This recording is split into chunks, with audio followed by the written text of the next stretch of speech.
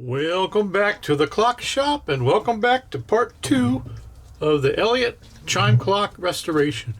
Now we're ready to assemble everything. It's clean. I had to put a couple of bushings in. It really wasn't that bad. There was bushings already in here. So I don't know how long ago that occurred, but it really only needed a couple of bushings. And a couple of the pivots were polished. And that's it. So we're going to reassemble this guy right here, right now. Let's start with the time train. Put this in here. This will drop in here as the center wheel. That's going to go here. And where's the escape wheel? Escape wheel's laying down here. And this will be the chime barrel here, the larger wheel. And let's see. This is going to be the time side. That's the pinwheel. I'm sorry, the strike side. That's the pinwheel to lift the strike hammer. It's going to drop in like that. It's going to drop in like that. Let's check to make sure this is the right one. It says S on it. Somebody had marked that, so we're going to drop that in there. This will be the chime one. This is where the gathering pallet goes. I'm going to drop that in there. This wheel's going to go here. Let's lift this up a little bit here first. That goes on the chime side. We got the warning wheels here.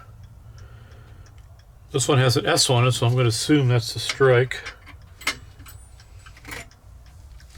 Again, these are markings that have been put on here in the past. This one says 4, meaning 4/4. So we're going to drop that in there. And what else do we need? Well, we got to put that in, don't we? That's the strike side barrel. Now, we have a maintaining power lever in here. Where's that? Where is it? Somewhere in this mess. Maintaining power lever, where are you? Okay.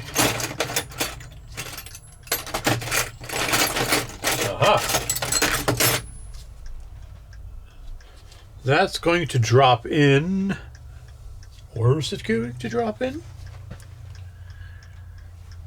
It's going to drop in. Let's remove the center wheel here. It's going to drop in, I believe, here.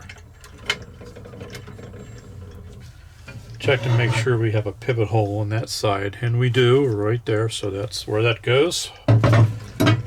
Now we can drop the center wheel back in here. And I think that's all that goes between the plates. I might forget something.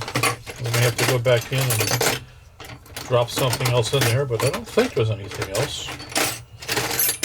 So many parts to this clock that I kind of forget. Let's go ahead and we'll drop the back plate on here.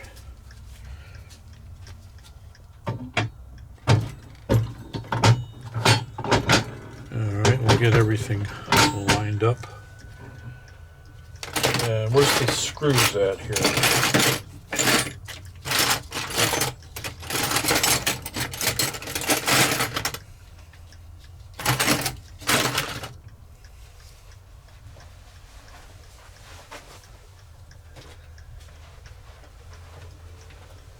Did I forget to clean these?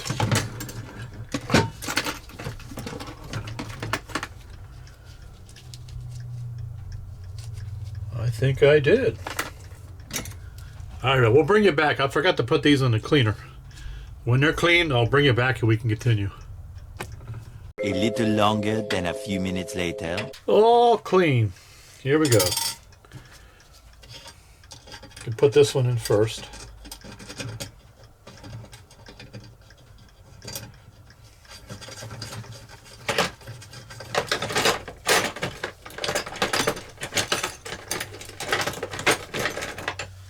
A little mini screwdriver here. We'll tighten this one down a little bit.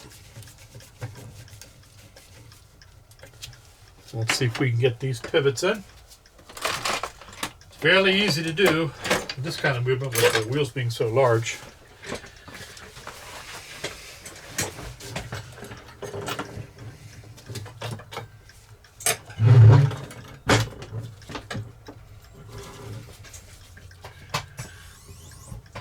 Let's get them all in here. Center wheel.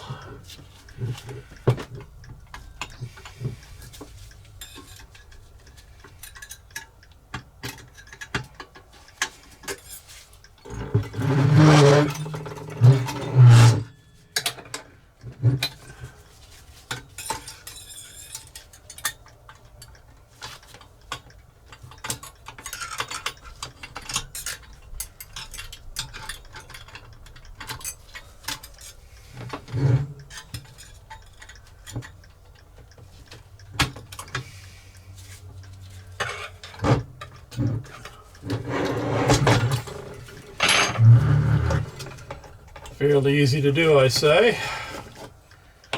And there we go. We'll try it that way. Get these two bottom ones tightened down a little bit anyway. And we'll feed them in.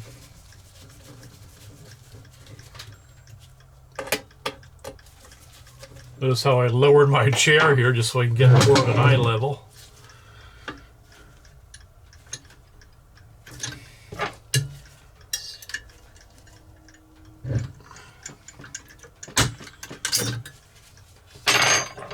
That's the maintaining power.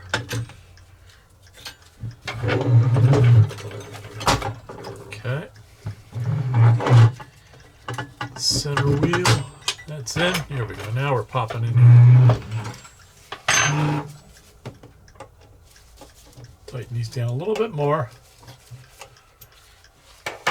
Let's start from this end here.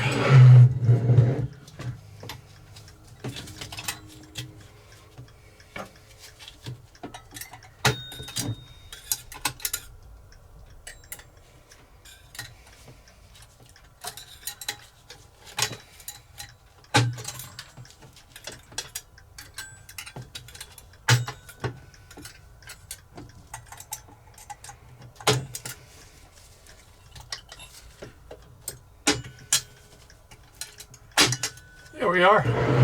Pop right in.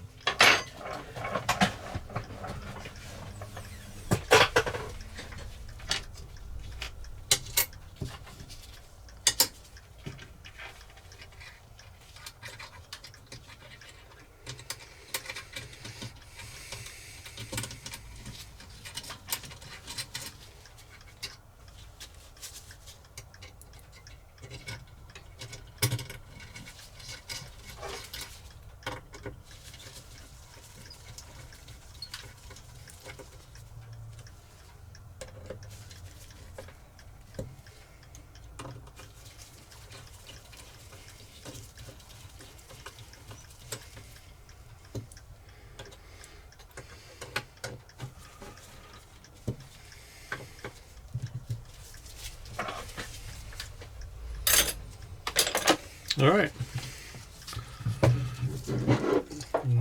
Spin the wheels in here. You can see how freely they spin. That's what you want to see. Freewheeling wheels.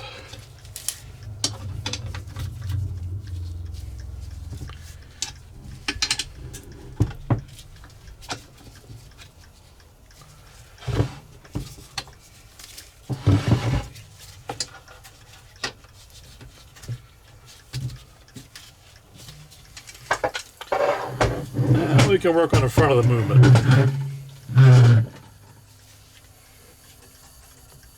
Day 2. Let's get these springs on here for the levers. See if we can figure out where these go. I think that one goes there. We'll figure it out. If I have to look at the already published video, I will.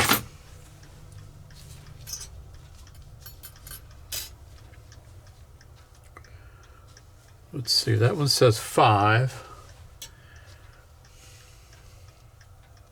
Somebody has scratched marks onto these.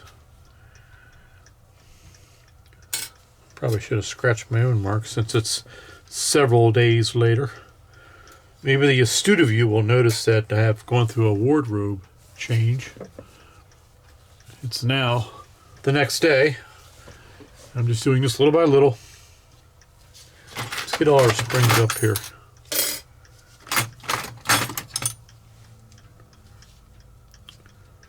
This one says 4, and I see a 4 down here, so I'm going to guess that one goes there.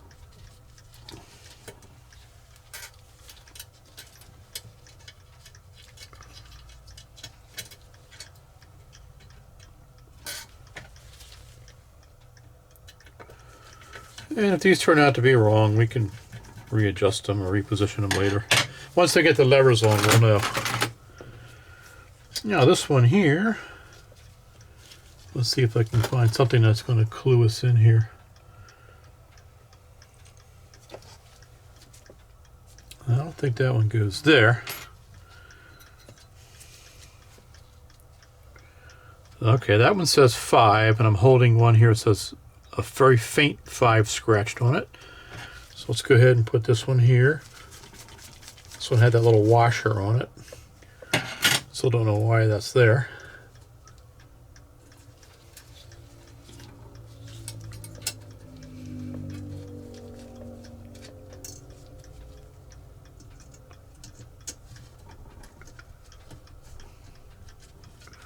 Dead in there like that.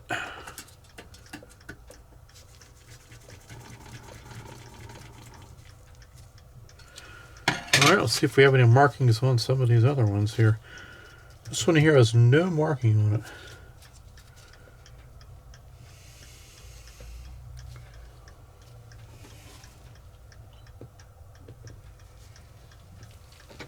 Let's see.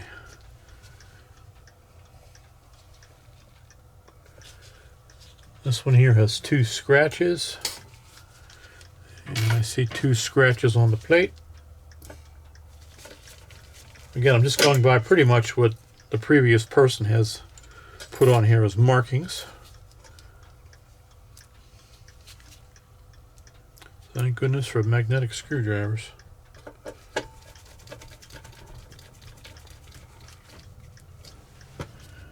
Okay, and we have these 2 here. And that one doesn't go there because you can tell with the mark that's on here goes in the upward direction, so it might be that one.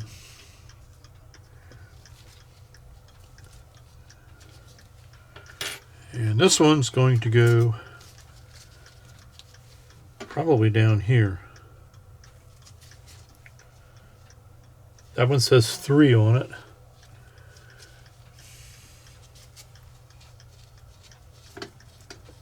So we'll put that one down there.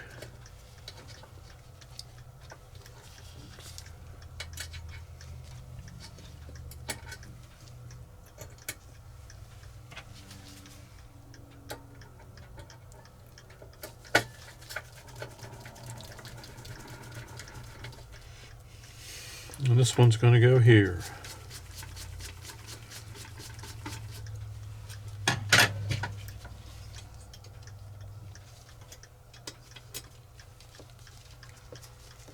I guess. I hope.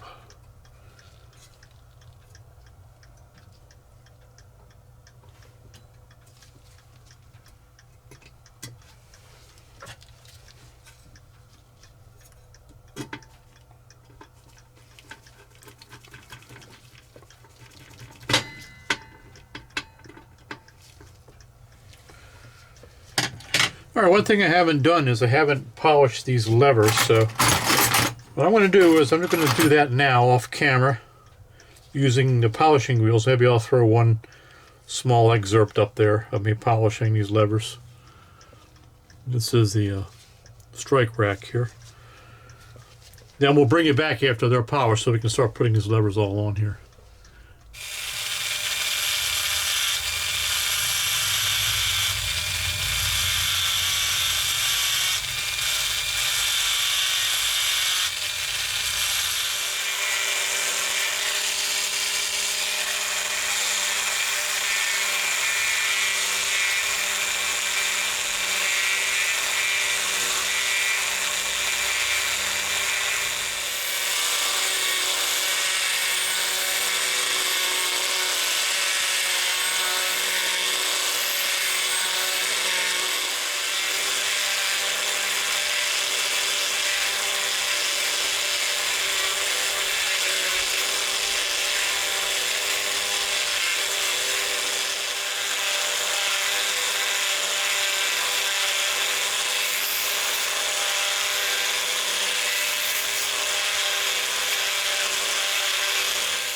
Day 3. Okay, we've got the levers all polished. I did throw them back in the cleaner to make sure there was no residue left from the polishing. And we're ready to assemble the clock. Now first, what I want to do is throw a little oil here in these pivot holes where I can easily get to them. Once the levers are on, they're more difficult to get to some of these pivot holes anyway. So we'll just hit these real quick here, wherever we have a pivot hole.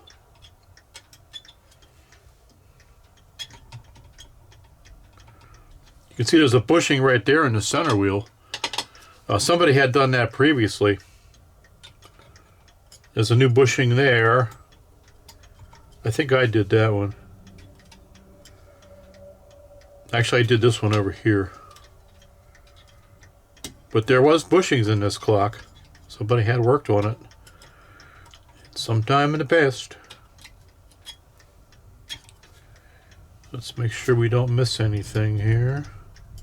Sometimes I go back and re-oil. I think we've got everything. The astute of you may notice that we have another wardrobe change here. This is another day. It's one of the benefits of having your shop down there in your house. I can come down here. I've actually worked on clocks in my PJs before, which you've seen on a previous video. Could I even come down here and work on these clocks in my underwear? Have I done that in the past? No comment. Alright, let's get these levers on it. But first I want to put the cannon pinion on. Let's find that tension spring for the hands. Put that on. I like to throw a little bit of oil on the back of this, or maybe on the points right here where the tension spring contacts the back side of the cannon pinion. Put that on. These screws will take out.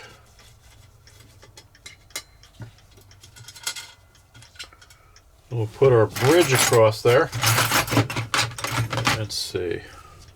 These are often marked.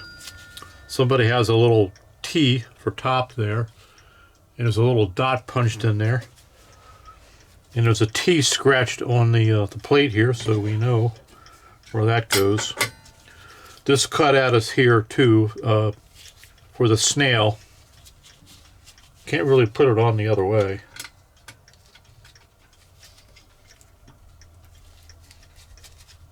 Put this in here.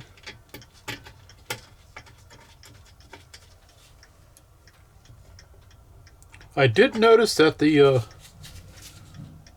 cannon pinion here was not perfectly centered.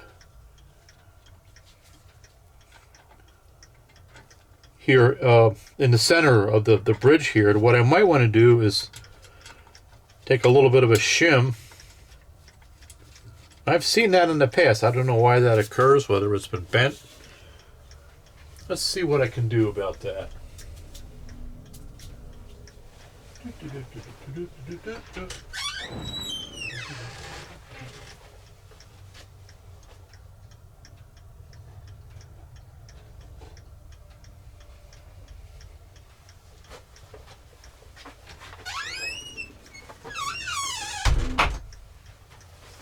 Let's see what it looks like if I stick a little piece of my business card underneath there.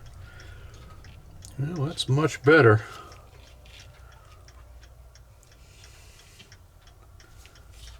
It's pretty far off.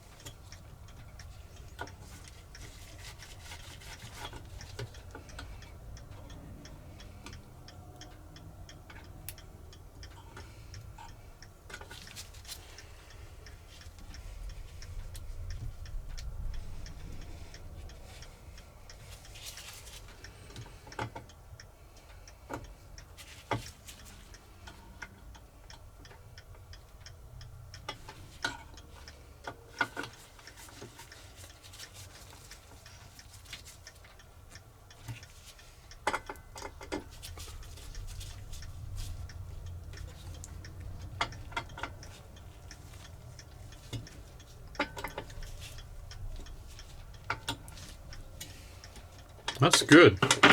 Right in the center.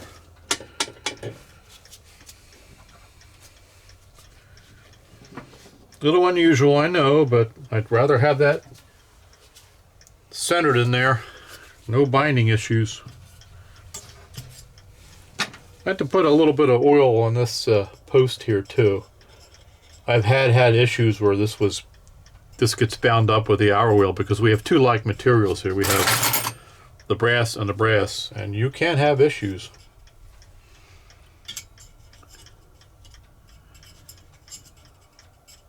I've had to go back to a customer's house one time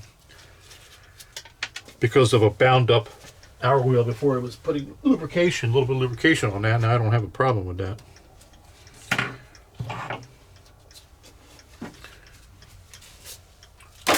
Okay. What do we want to put on next here? Well, let's see. We can put hour wheel on. We can put the detent lever for the hour wheel.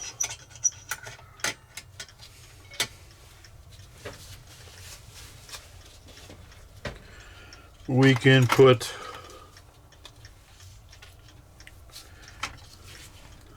this on here. That's going to be coming up to the hour. We have a little dot here. I don't know if this is going to be correct. Oftentimes it's not. We have a little dot. You can't see that from the camera view. We'll put a little lubrication on the end of this pivot here. But there is a little dot on this wheel here, which is right there. I don't know if you can see that on the camera. But we're going to mate that up to the dot that's here on the cannon pinion. And we'll see what that looks like.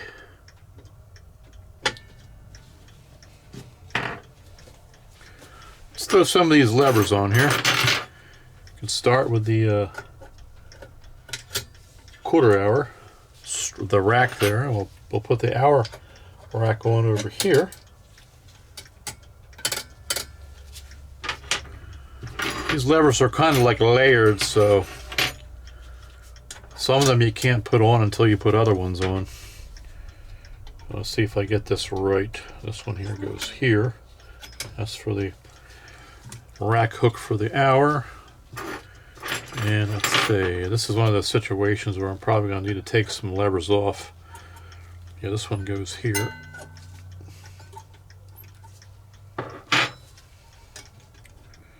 We'll need to lift that up. And we can put that back in, again lining up the dots.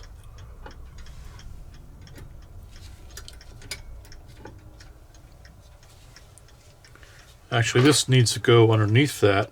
See what I mean? Oh,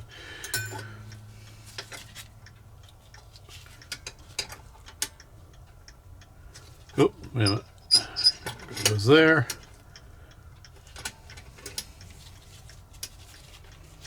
And we'll get it, folks. This lever has to, the spring has to go on the other side here.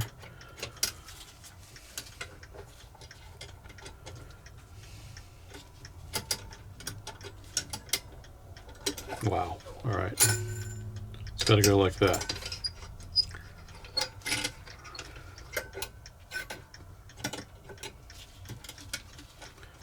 The spring on the other side.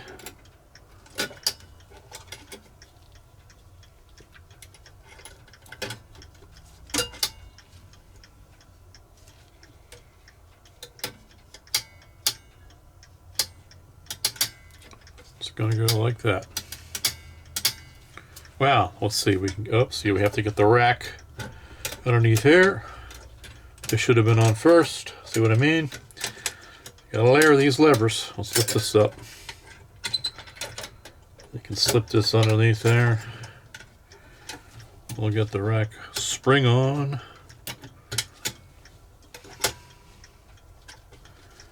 And we drop these down. This needs to be dropped down. The spring actuates against this lever here. And this needs to go underneath this lever here. There. Here we go, folks. It's a puzzle. Whoop, we're missing one. This lever needs to go here. We'll take the hook off so we can drop that in there.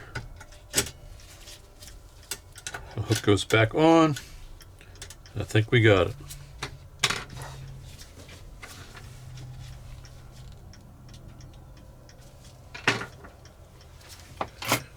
Now we can drop the arrow wheel on. It doesn't matter where you put this on because this is, you're able to turn this. There's a clutch mechanism here. So we can adjust that just by turning and moving the hour hand.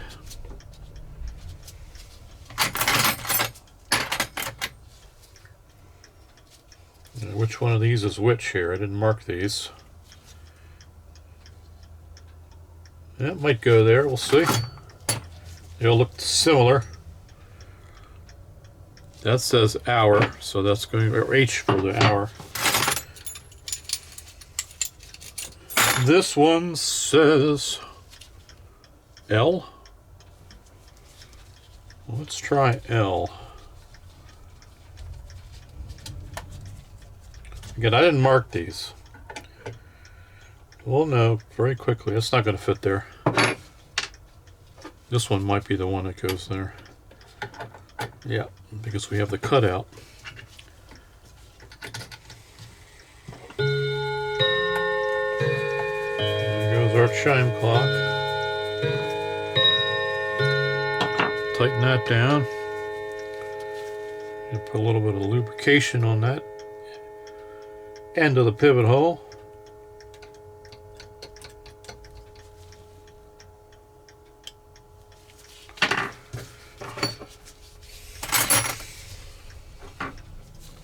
Now I can check to see whether this wheel is in the right spot just by setting this somewhat upright so gravity can work with us. And we'll just turn this, put this hand on, and we'll turn it around. We'll see when it drops off.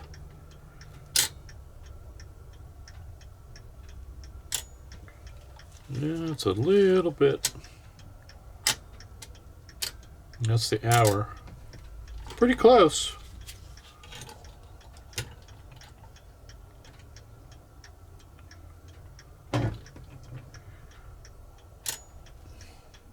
Pretty close. We might need to reset that by maybe 1 tooth, possibly.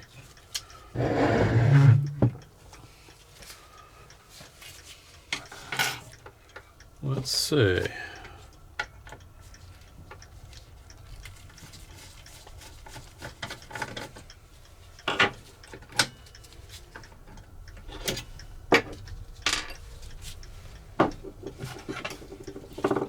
Very carefully turn it again and we'll see.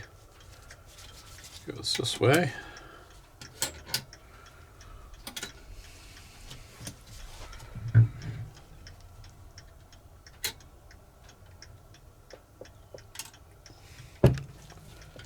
There may be a minute or so after. Let's do this. Let's maybe turn it back 1 tooth. See what kind of a difference that makes. I'm just trying to do is I was trying to get the chime lever to drop directly on the quarters and the half. Let's see.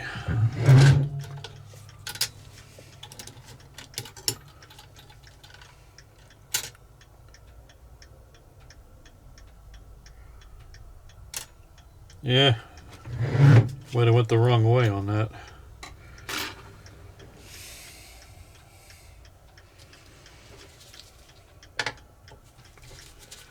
Probably should have just left that alone. I think it was pretty close. Once we get the dial on, we'll know for sure. And I'm going to turn this back.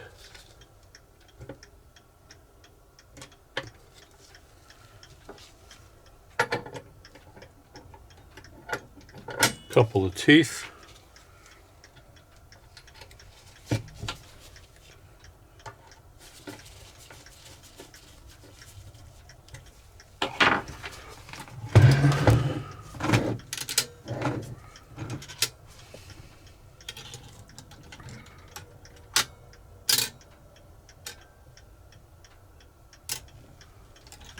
That's good enough. I like it. We'll put the arrow wheel back on. Be careful not to disengage this from that.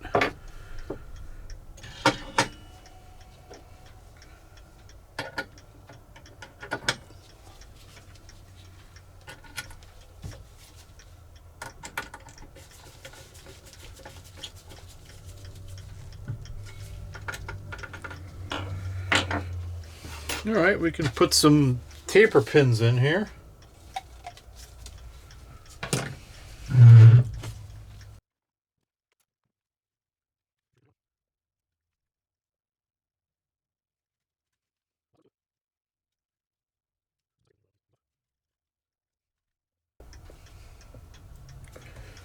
Now the gathering pallets.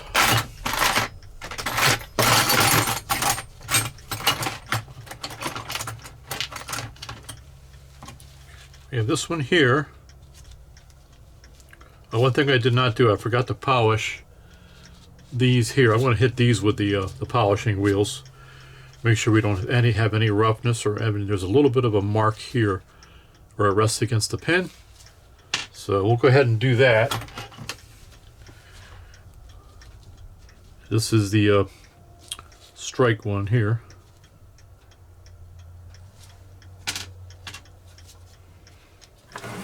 And we'll bring it back. A few minutes later. Gathering pallets have been polished. Off camera, I actually tightened, made sure these taper pins were in tight, and then trimmed them so that they're a little bit shorter. Let's go ahead and put this gatherer on here. This one looks like it ought to be for the strike, even though I see a C marked on here and an S. So we might need to, let's see, this needs to be lowered. There. Yeah, that looks like it goes there. This one looks like it's going to go here.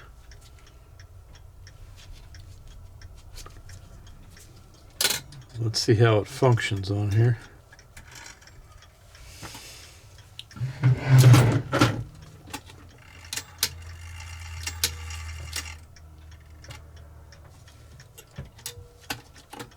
Well, maybe we got it wrong. Let's see.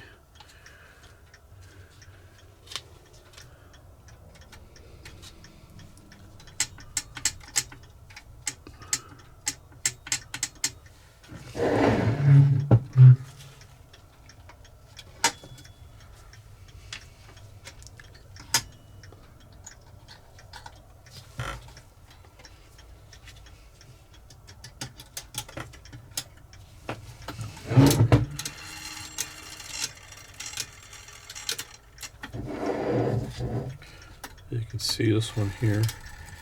Yep. There we go. Now we got it right.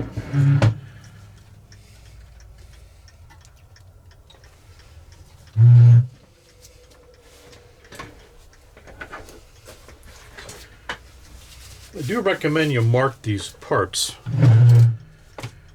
It's easy to get them mixed up, but if you do get them mixed up, they just won't function right for the most part.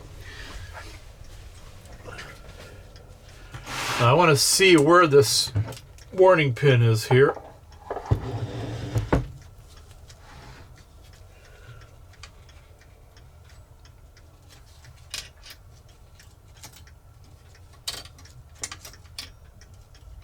When this is locked into place.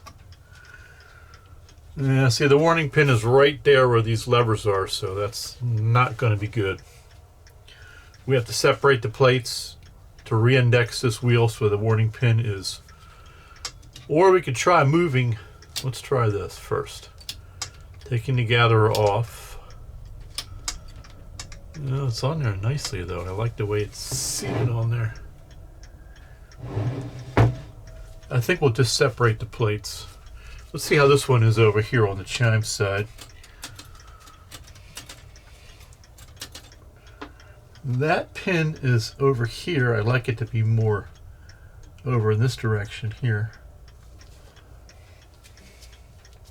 Okay, let's separate the plates. We can do it one of two ways. We can take the taper pin out. let's say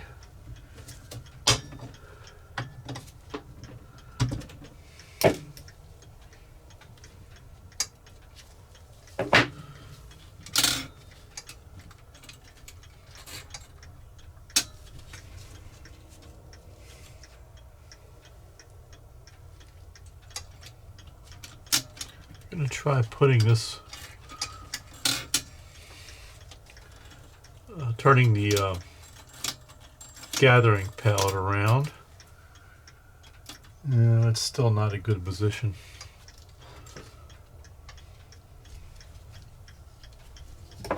All right.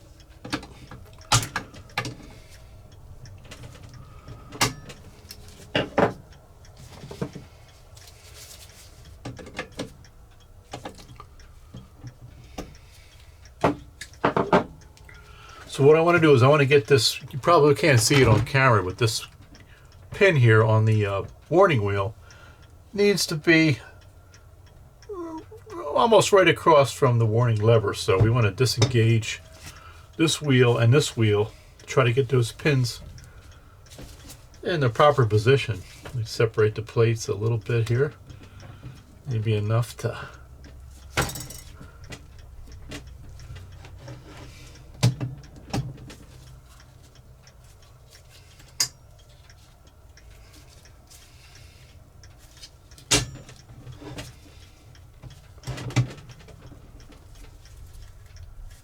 disengage this wheel.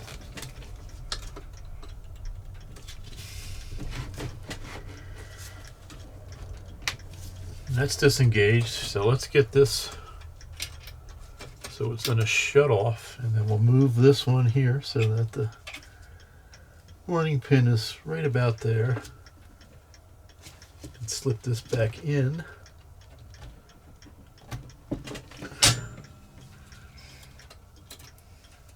That's good there.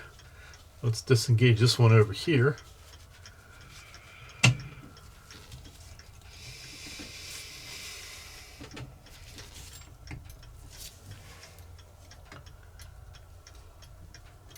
And that is locked. We want to get this pin right in that vicinity there. Let's see if we can push this back down.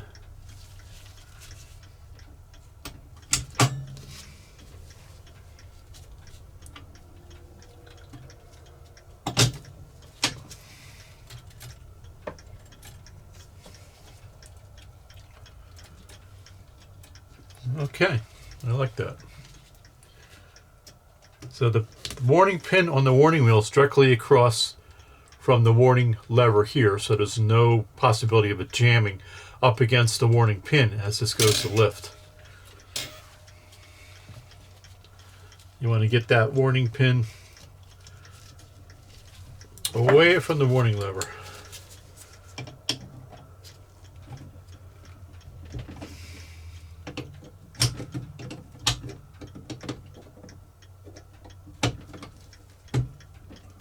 Those pins back in.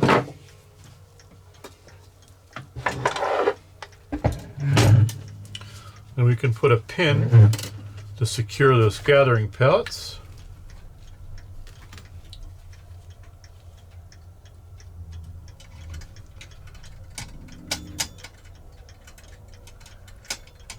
And try going in from this side, see if it's a better fit.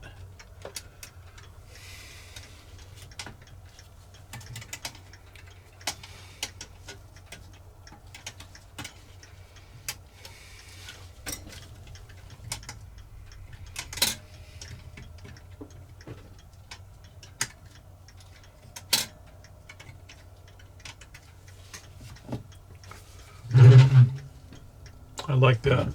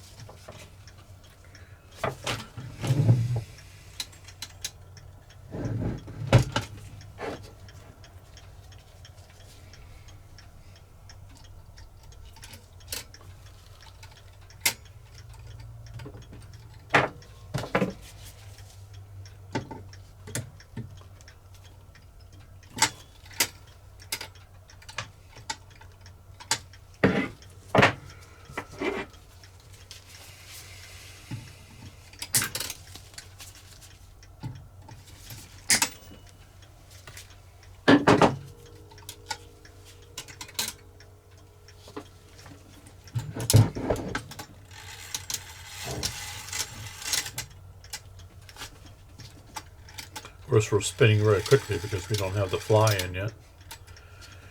That looks pretty good right there. Now, I do have a lever to put on here.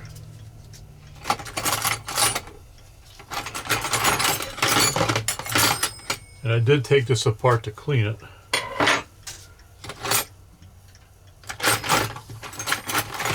And this piece is here.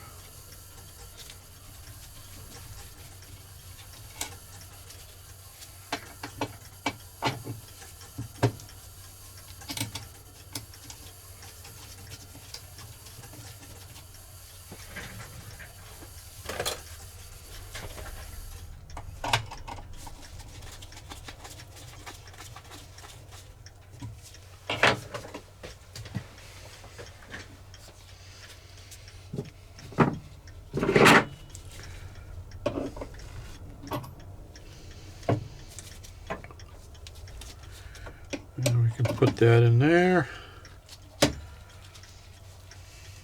This shifts the barrel around to select your chimes. Otherwise known as the chime selector lever. We just need to get this hole lined up in here. Where is it? Here. That's over here.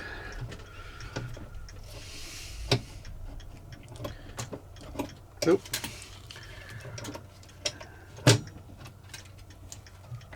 Come on, get in there. Just have to find it. Find a hole. There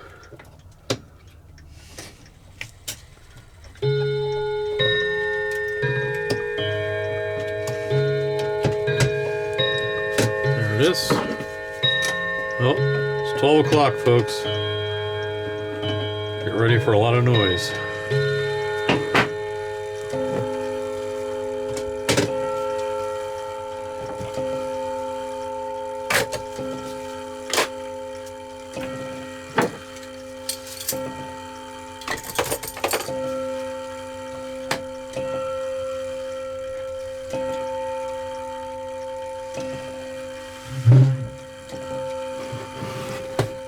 Alright, we'll let that chime clock do its thing before we start talking again. Now, what we can do now is put on some of the stuff that goes on the back here.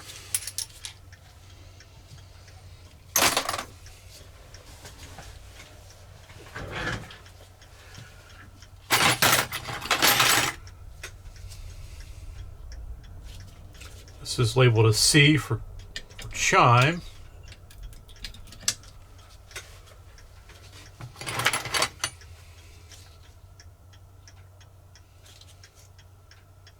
This says left, so I'm assuming, depending if, I guess if you're looking from the front of the movement, it would be left, be on that side. This one says, well, it says S for strike, so maybe that's incorrect.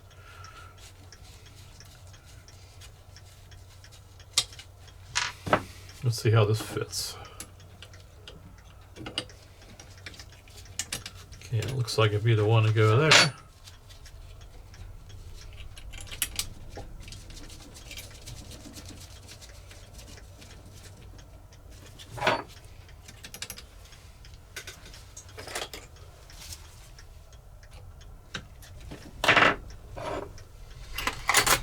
And this is labeled as S for strike, so we'll put that in there.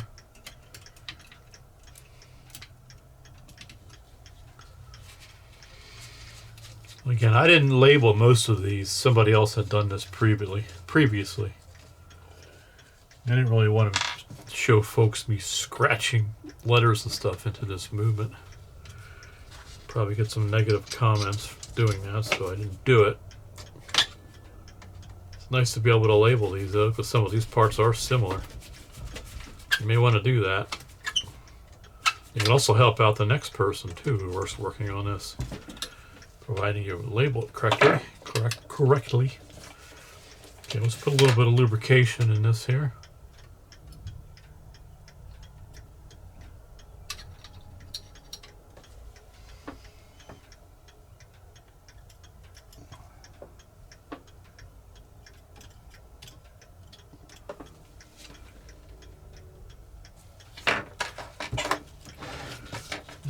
else do we need to put on here? Let's see.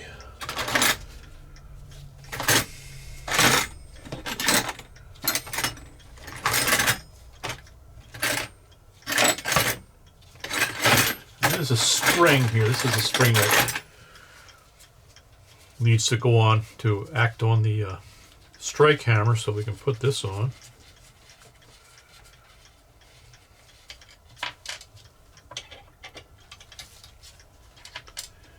Hopefully you can see that. I don't have the movement laying flat. Well, actually, why don't I do that?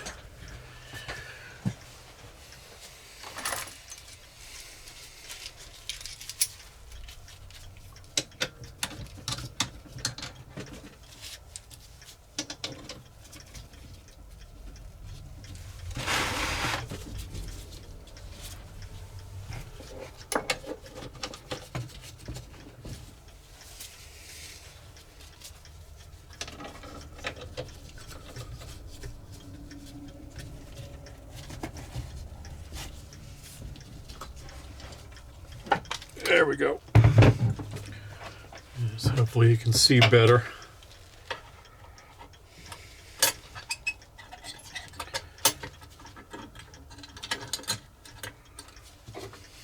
Put that on.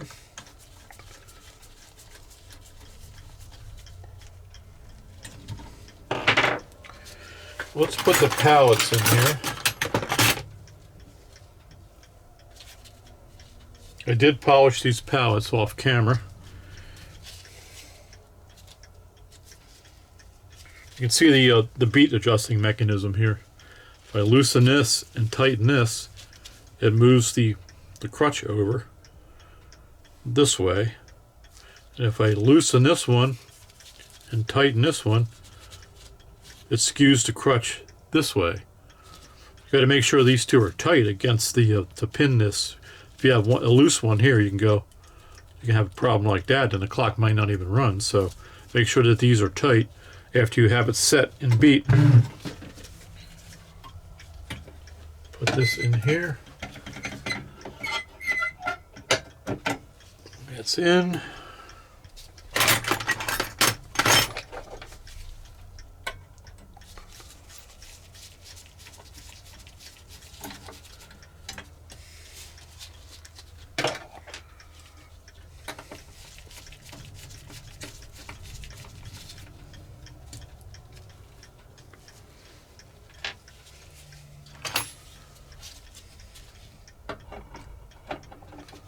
Drop the bridge on here, line up the pivot.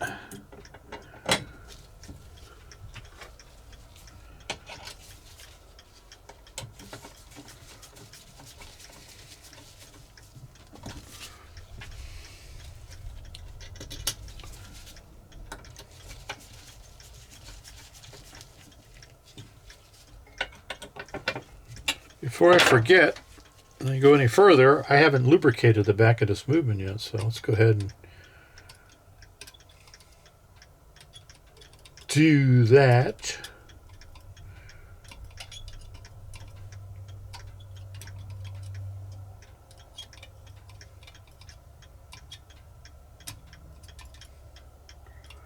Sure we hit all the pivot holes here.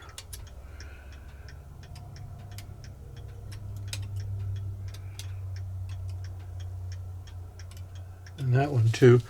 Sometimes on some of these clocks, I should say, the pivot hole could end up underneath one of these things here, in which case you have to make sure you do that before you put these on. In this case, that's not going to be the situation. These are not covered over. Wanted to double check to make sure. Get these pivot holes down in here, and this one hidden down in there. We got that one already. Alright, make sure we got everything. A little bit more down here. And we'll do the front of the pallets.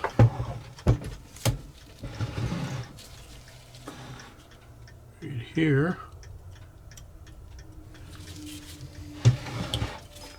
You can actually engage the maintaining power here. Let's see if we can do it. Hear that ticking?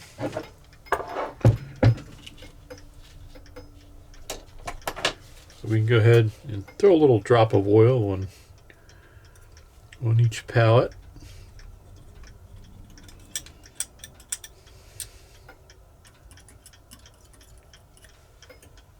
Clock is ticking. That's the maintaining power. Okay. For those of you who may not know, maintaining power basically just keeps a little bit of power on the escapement as you're winding the movement, so you don't lose any time. Not that you would lose a lot. Just keeps power to the escapement as you're winding it. Okay, now we have this here.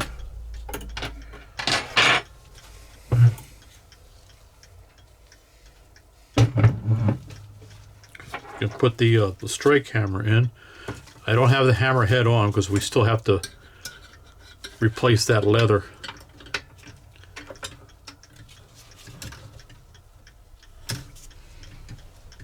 Notice how I have this spring acting against that. You can put a little bit of grease on that.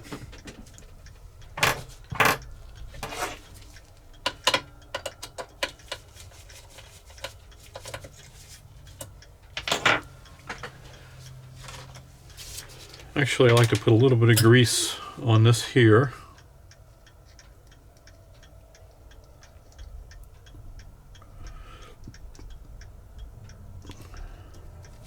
And a little bit down here.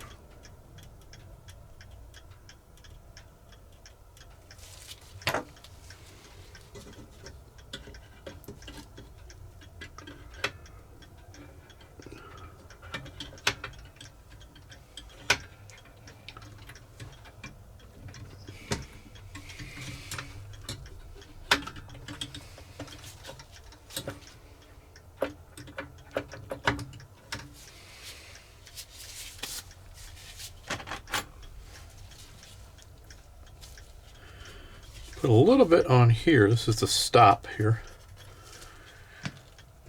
Hammer stop.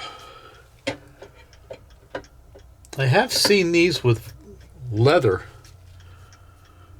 on them, but I don't see that here, so I don't see any signs of it. So we're not going to put any leather on it.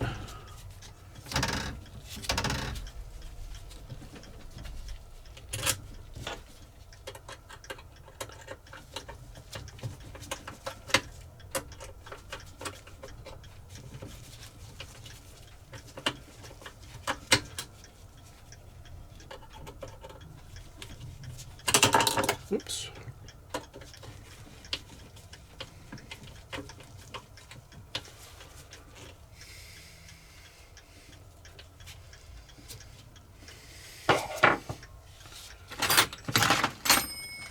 Okay, we have a little spring there we do not want to forget. Where does that go?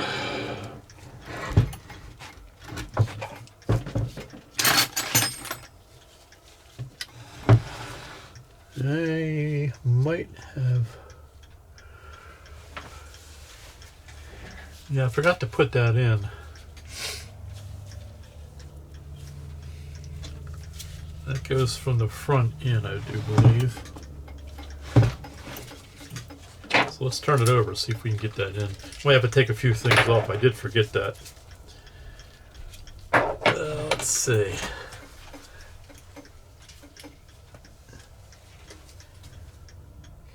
Yeah, I think I see where it goes.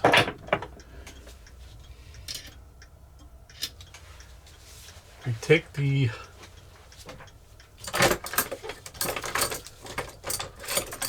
power rack off. I might be able to get access to where that goes. It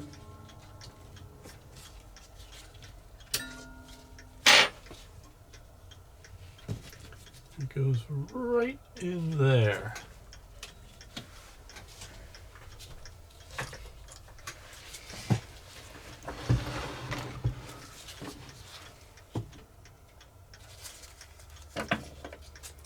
This is a spring for the maintaining power lever.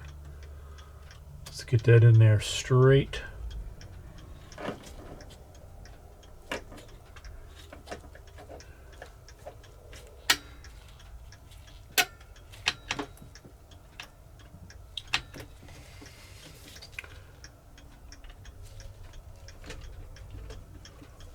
Okay, right there's good.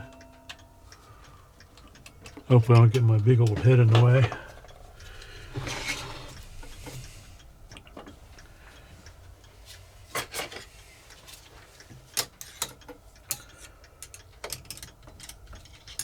See if that's acting on. I can actually see that it is.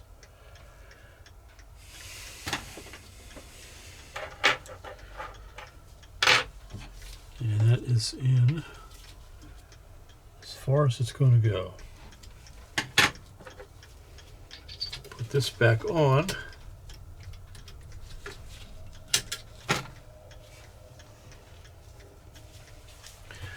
It's all about seeing the mistakes and learning from them.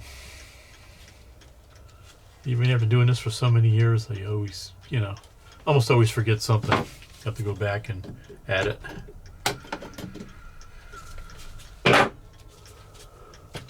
As long as you do it before you get it to deliver it to the customer's house.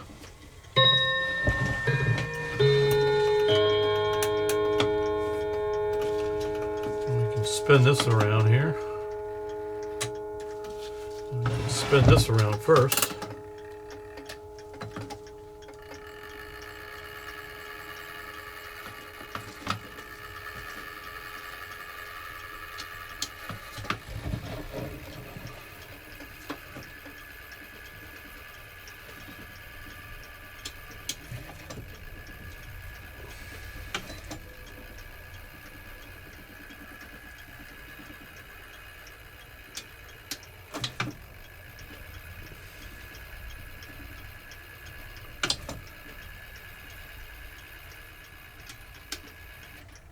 Alright, and then we should be able to run the hour. This is gonna, one thing I forgot is we're gonna need to index the hour. Don't forget to do that, because guess what's gonna happen? I'm gonna have a hour hammer lifting while the train is at rest, and that's no good. So we got to redo that. Something I completely forgot. Once again, there's always something you forget. I'm going to try taking off the gatherer first and see if just by shifting the gathering power around.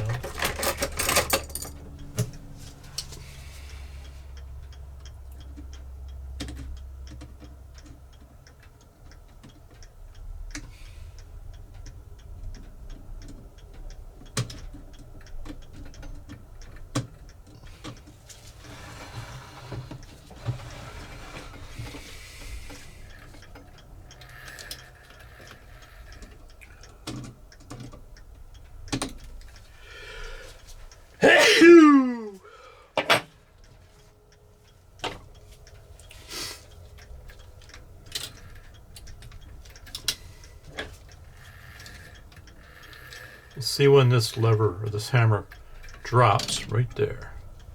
Alright, I think we can do something here. Take that off and we can spin it around this way.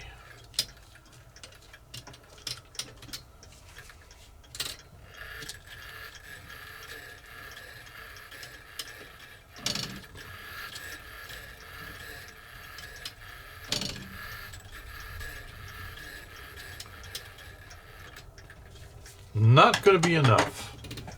Still lifting. Okay, we need to separate the plates.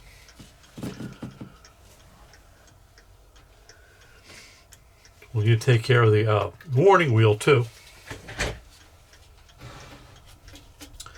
What I'll do is I'll separate the plates on this side here.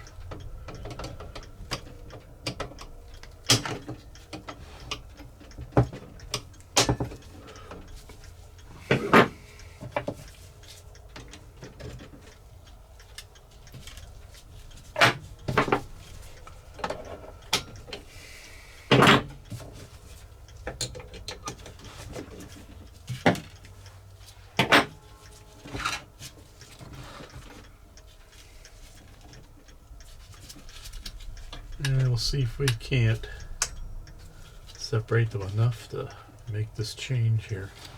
It's going to be difficult.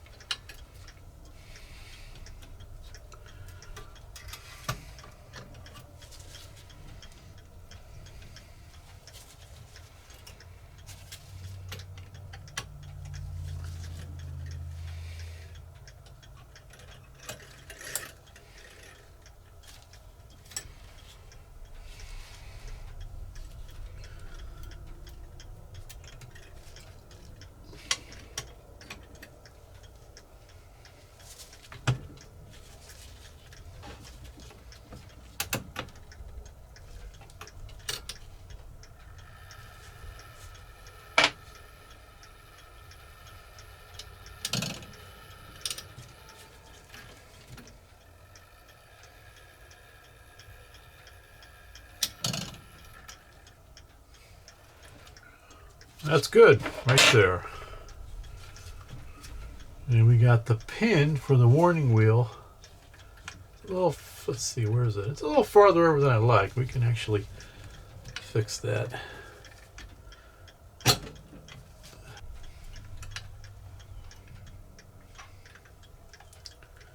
Okay. It's good.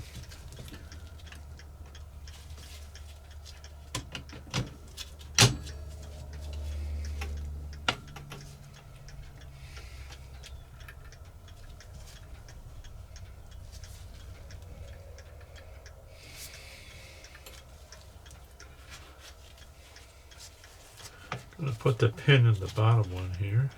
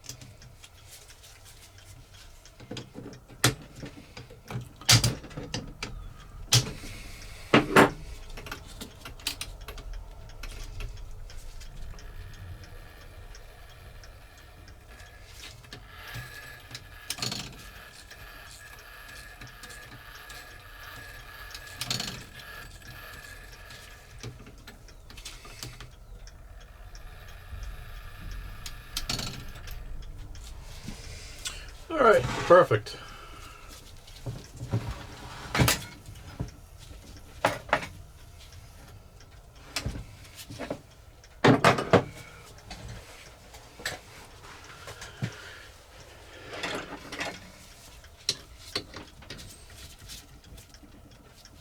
Now we can't lay this down on its back because of this.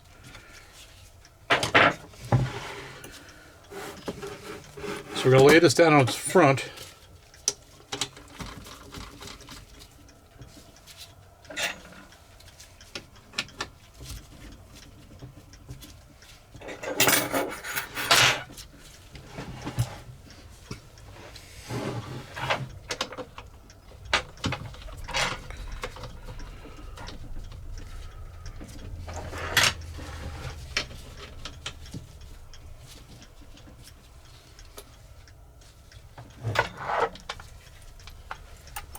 Just like that.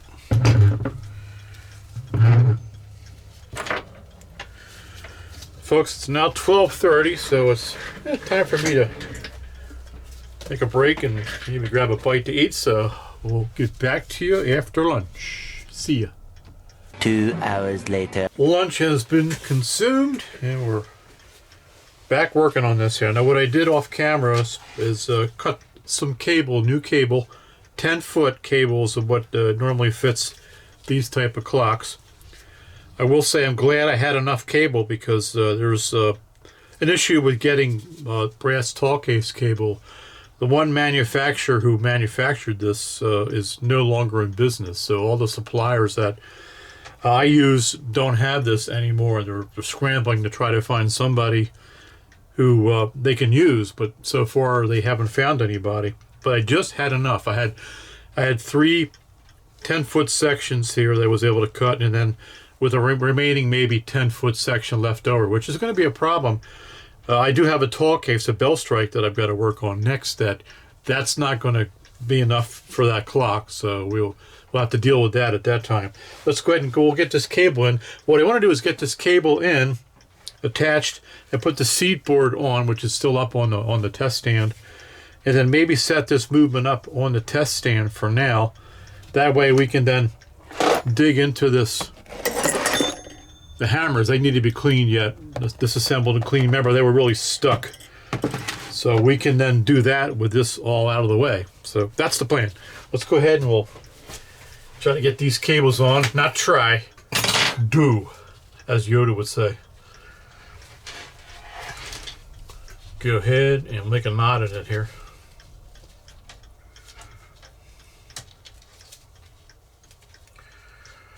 There is no try, only do. Sorry for my poor Yoda impersonation.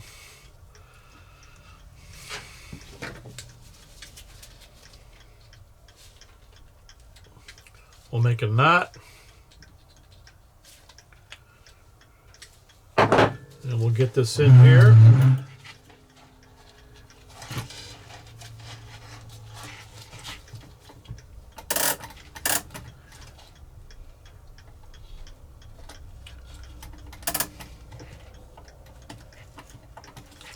Get that knot poked in there.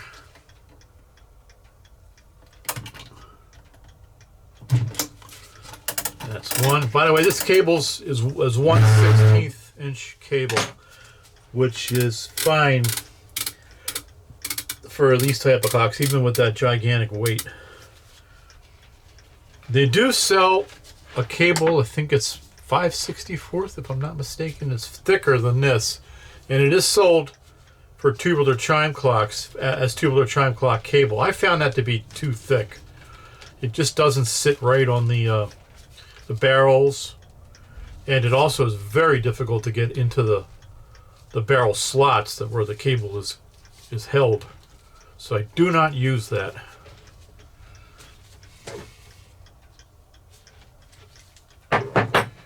Get this in here. This is what I would use on tall case clocks also. This 1/16 inch cable. Let's see if we can get that poked in there. This knot might need to be smaller.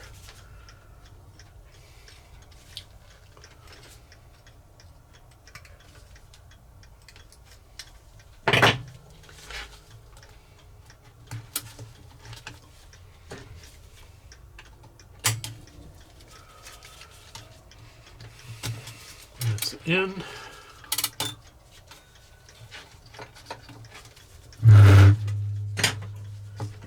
Put the cable on the strike side here.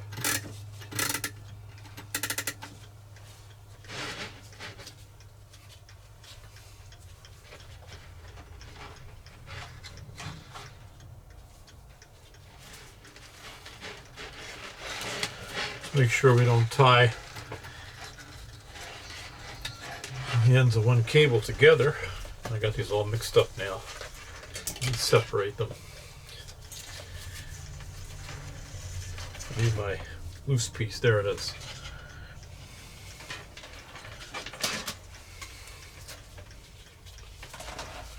And we'll tie this together, or tie a knot, I should say.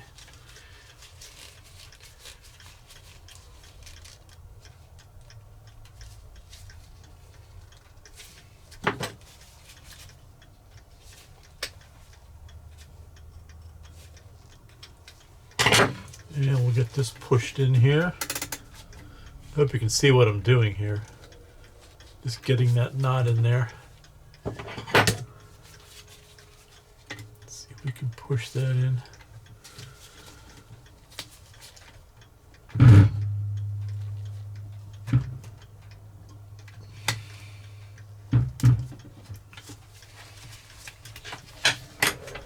Does not want to cooperate.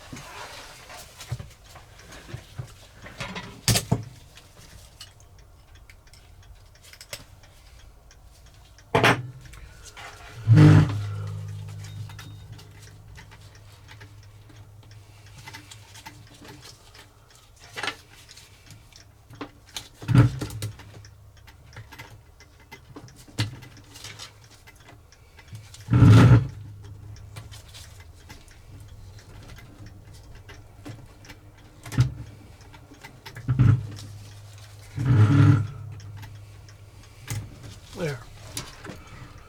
All right, that's in.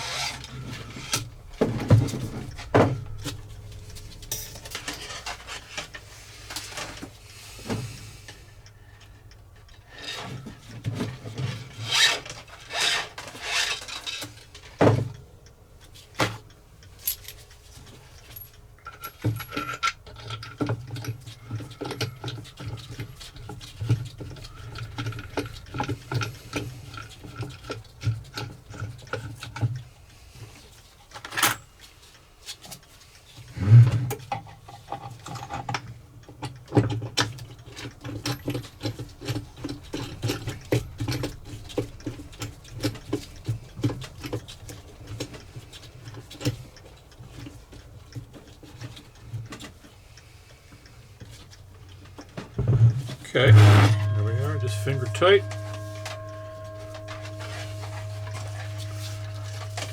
This is the chime, so we're going to use the bigger pulley.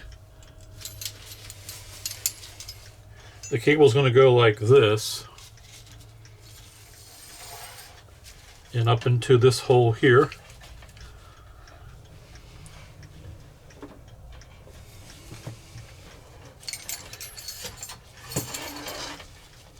And we'll just make our specialized knot here and just double it over a few times.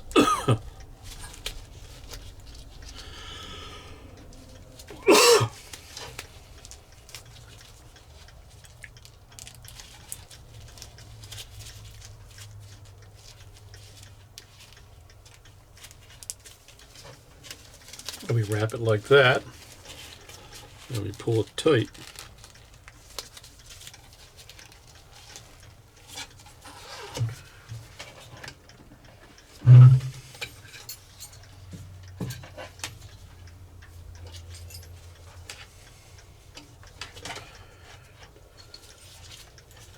we want the pulley facing out, so the screw faces out. That's the, I guess, decorative side of it, if you want to call it that.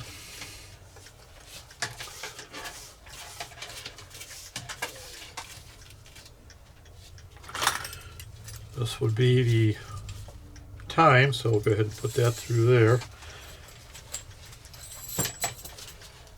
And this goes up here. Now we need to pull that cable through. So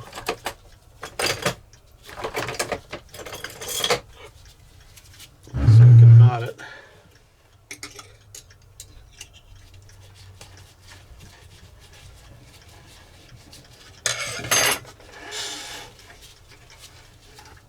And we'll make our knot. You know what? I'm going to remove these gloves for this. This is too much of a hindrance. Make our knot. Maybe one more. And we'll just wrap it around. We can always adjust the length of the cable once we have it wound up, and we'll see how much of the cable is on the spool. Pull that tight. And this one here.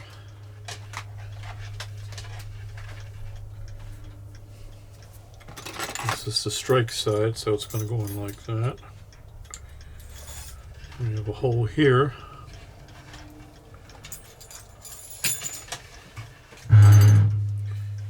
Pull it through. It's already coming through, so I don't need to.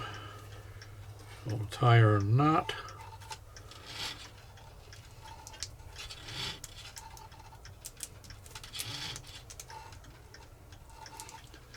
Again, doubled over about, I don't know, 4 or 5 times or so.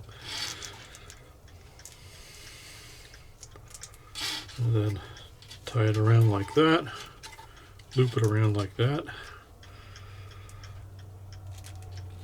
And hopefully that works out.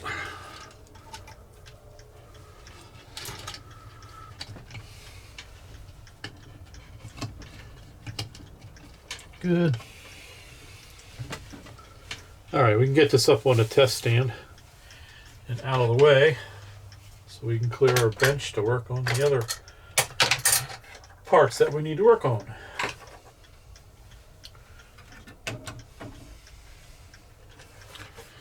We'll put this up on a test stand then, get it out of our way.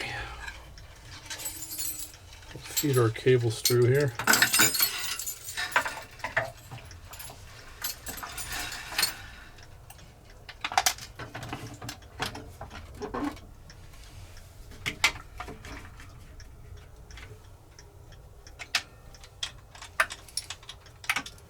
Take those off.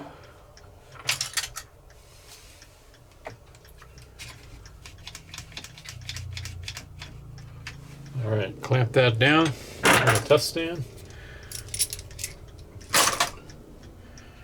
All right, now let's take a look at these here. Well, we can start by taking these apart. We have a pin that goes all the way through. You can see it's sort of tapered on this end, so I think I want to try to pull it out from the other end. This way here. I see a 1 marked right here.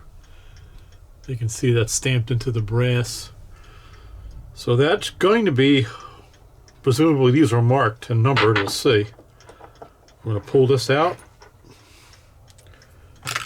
And we're going to lift this out, and we're going to see. Okay, that appears to be a 1 there. We'll see if the rest of them are marked. There's a 2. You can see that or not. And so on and so forth. So there should be a 3 here. Here's our 4, 5, 6, 7, and our last one that's not labeled as 8, but Not labeled at all, but we know since we have our 1 through 7. So I'm going to go ahead and take these out to the cleaner and put them in the cleaning machine. Get that going. Along with that piece there, which is the backer for these. Now these are the ones that were really stuck.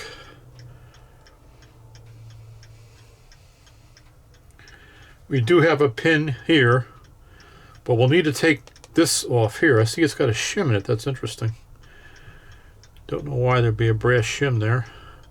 Somebody has really taken a pair of pliers and just wrenched this. You can see that how it's chewed up there. Not sure what's going on there. All right, let's take this off here.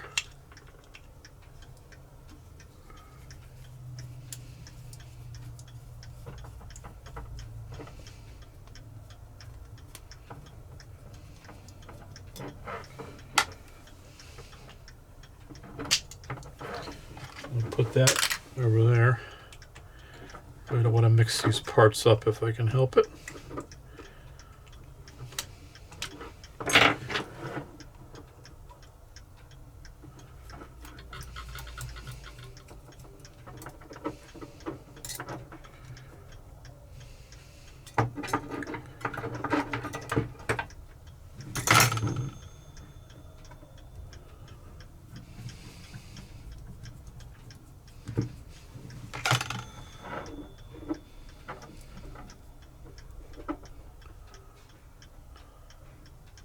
Put the screws back in. Now I'm going to need to take this off here.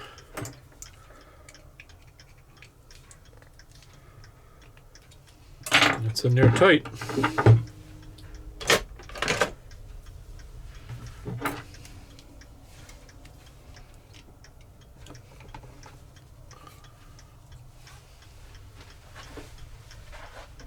Put this in our bench vise over here and then loosen it.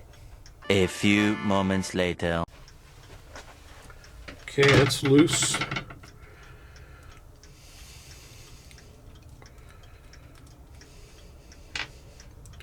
We have the spring here. That's pinned. We have this, and we have the strange shim here.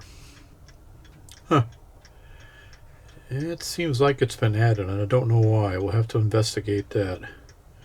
Sure, I like that. Might need to go back, but let's cross that bridge when we get to it. Put this pin in, or the screw in here. Now I see that this has a tapered sort of thing, so I'm going to, on this wire here, so I'm going to tap this back that way. And we do have a little bit showing here, so I'm going to pull this out. I want to see whether we have any kind of marking on this to let us know our numbering system here. One thing I want to do is I want to take these screws out here. This is the leather here, the leather stops that cushion the hammer drops. I'm going to take this out, take it off. I'm not sure I want to run that through the cleaner. It'll cause that leather to get hard.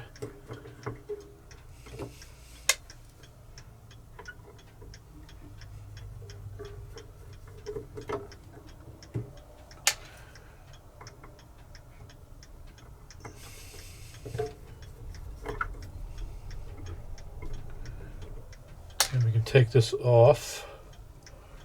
And here's our piece of leather. We'll take that off. Set that aside.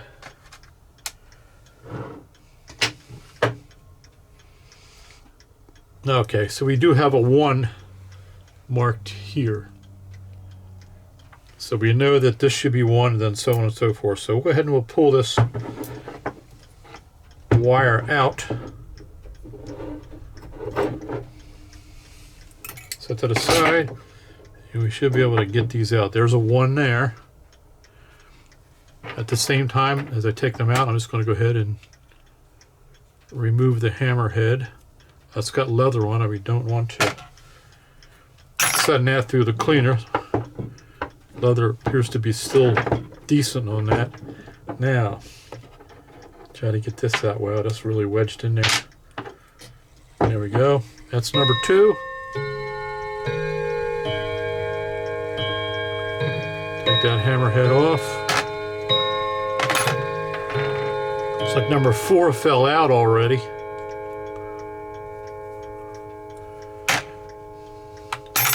I wonder if somebody tried to clean this with the hammer still in. Looks like somebody certainly put oil in there or grease or something, and it's not something you really want to do. I don't usually put oil in these here. Because of this, oil tends to get congealed after a while, then you got a real sticky situation going on. So those I normally do not lubricate. That's really gummed up.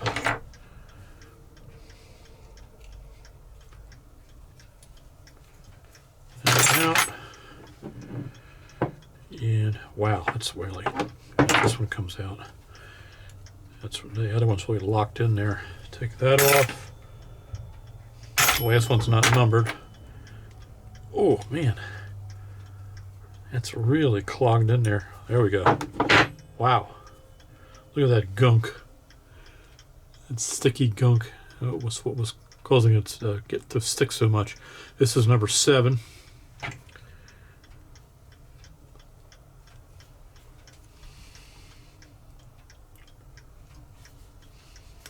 Take that off. Alright. I can put these little screws back in here. And we're going to send this through the cleaner.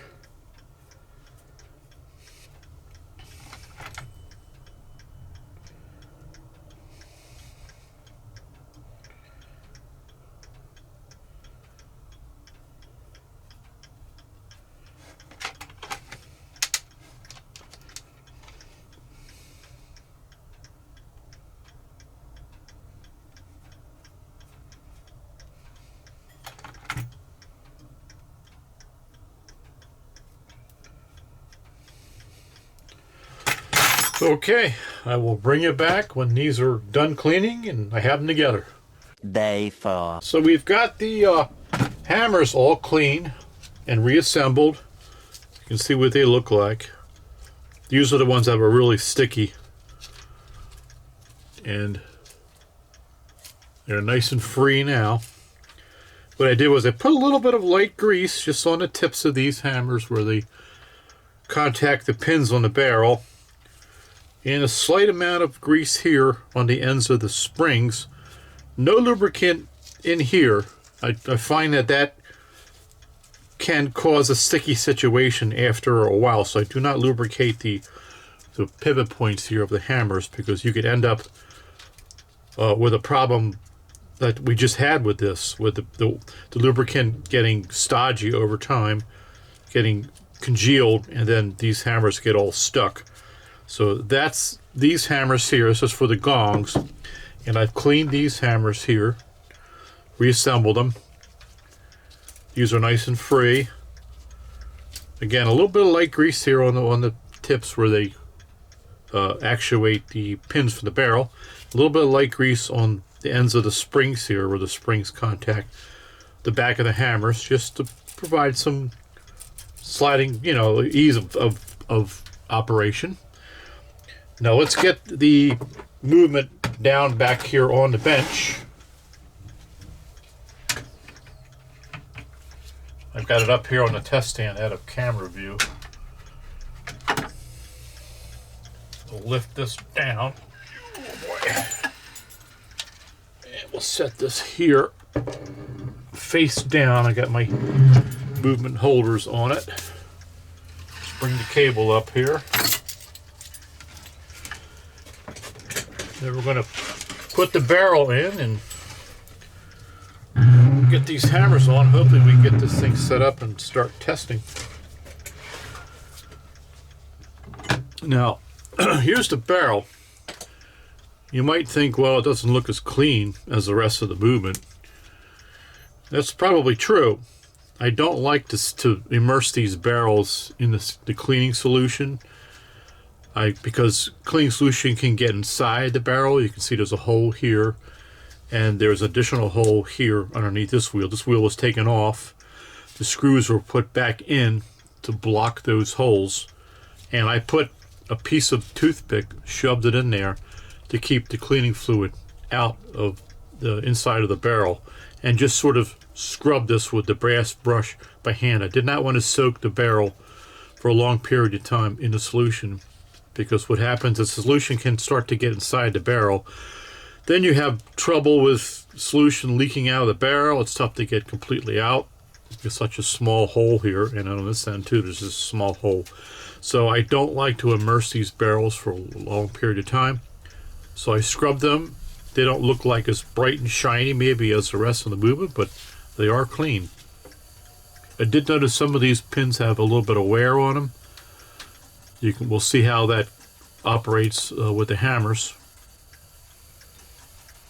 Maybe that's why they put a shim on the back of this here. I'm not sure, but we'll see how it operates. Looks like this movement's had a lot of use.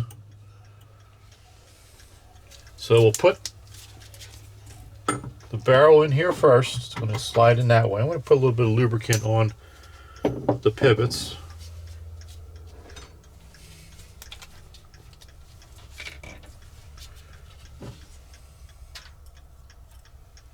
Sorry, doing this out of camera range here.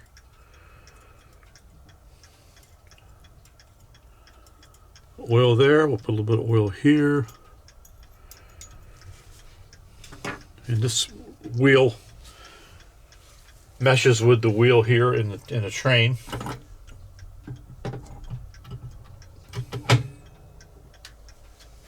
And we'll see where we're at here as far as the sync of it. We have to sync it up, of course, the pins with the wheel, so that the hammers lift and drop properly. Let's see, I'm going to put this set of hammers on here. We can do that now.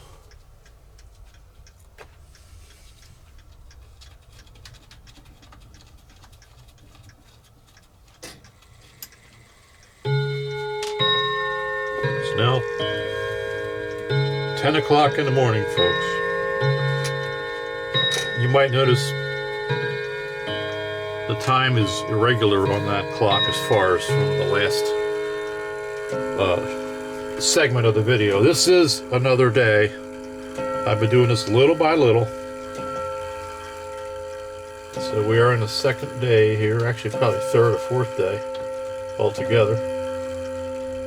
Let's put this in here. Oops, let me get that quite lined up. There we go.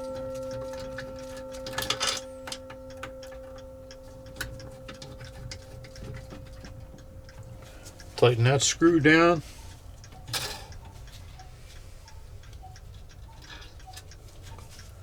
And we'll get this screw tightened down.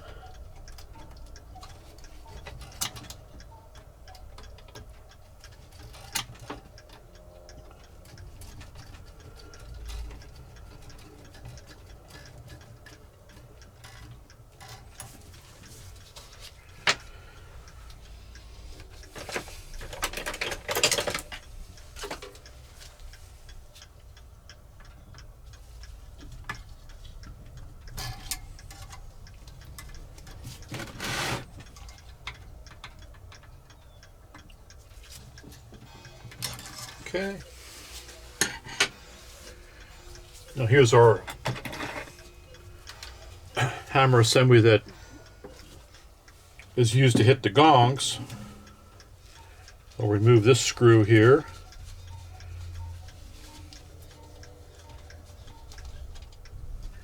Now one thing I want to do, let me take this barrel out first. I want to make sure that this chime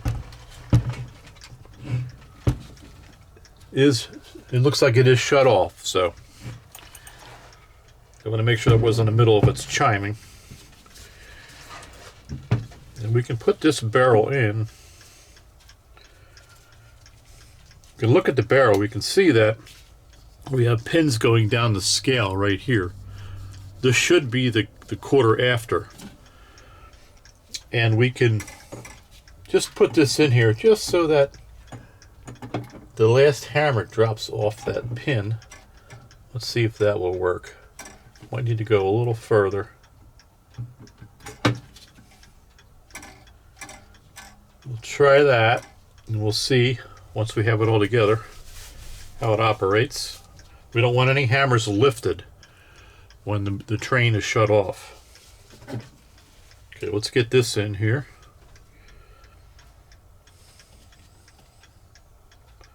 Move that out of the way. What am I doing here? Did I get this wrong? Hold on a second here. Let's see here. This goes on. Oh, wait. I've got the wrong one. It goes over here. That's for the bell. Let me put this one back in here. This is for the bell cluster over here. I got the wrong screw. Okay. We'll get this in here.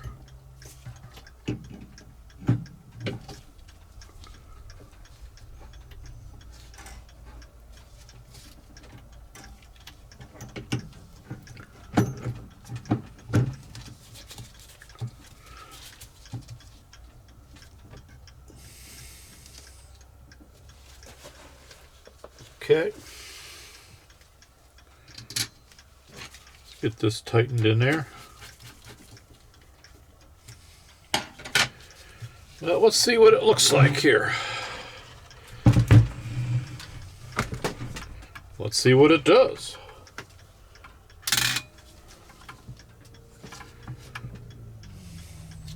Looks like we may be in the warning. No, we're not.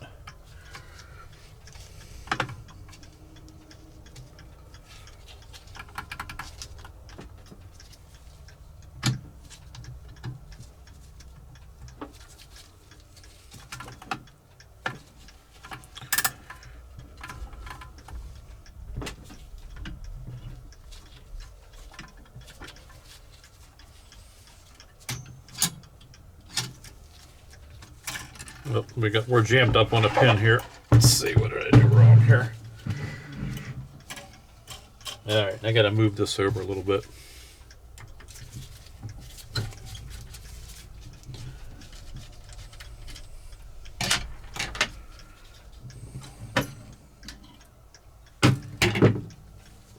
Back it up one here. Let's try that.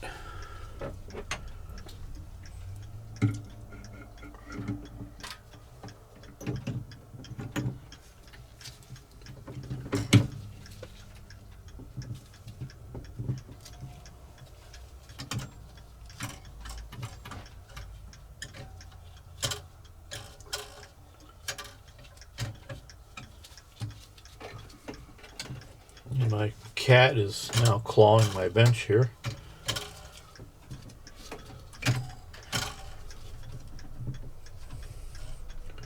I think I do see a problem here. I'm going to have to address. I may have to put a shim in between the hammer's assembly up here because it is too low. It's actually, looks like it's actually even touching the barrel. Let's put the screw in and we'll see.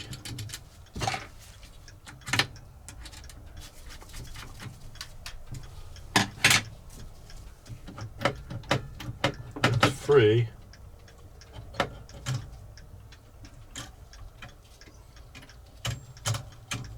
Yeah, we're going to have to put a shim in there.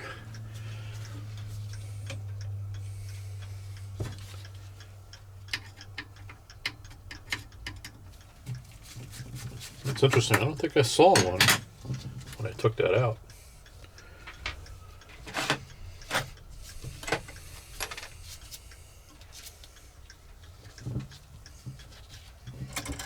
We have to go back and look at the video again to see.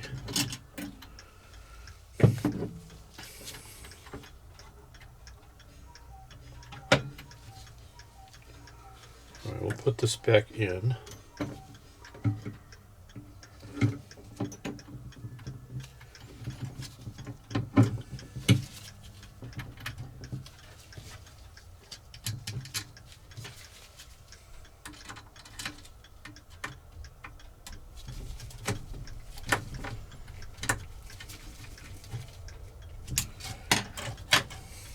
set this up here.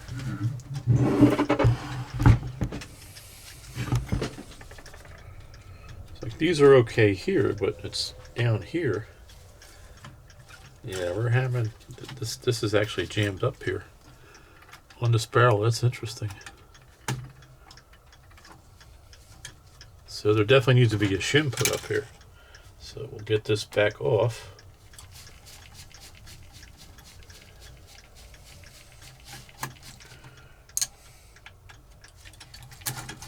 Maybe in the form of a washer. Let's see. I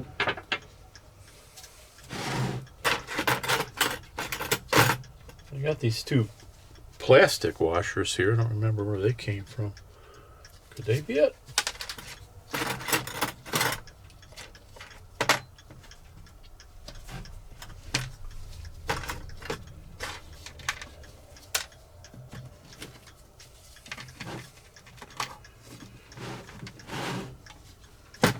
I'm going to see if these two washers here might work.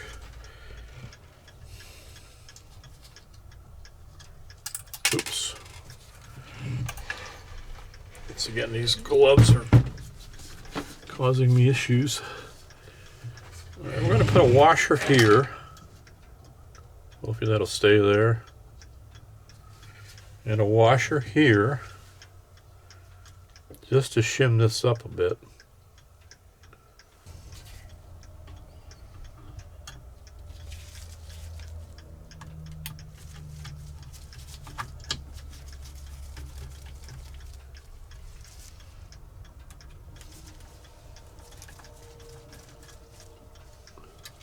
Okay, they're in there tight, and we now have clearance.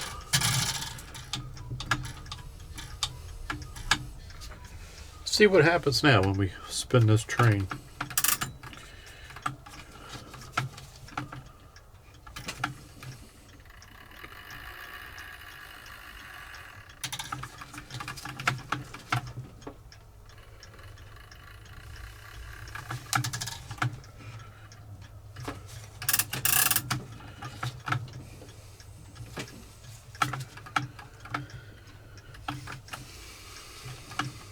Trying to get this spin here with these hammers lifting. They're nice and free.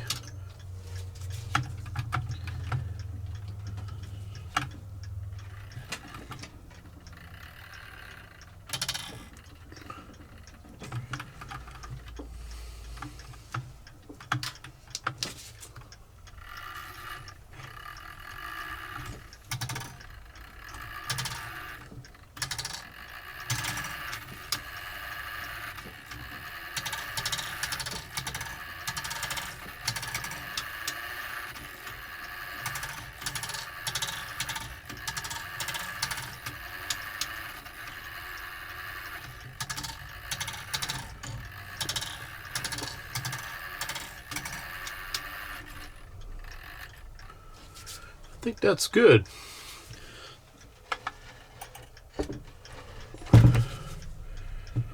All right, let's turn the hand around here. Let's see.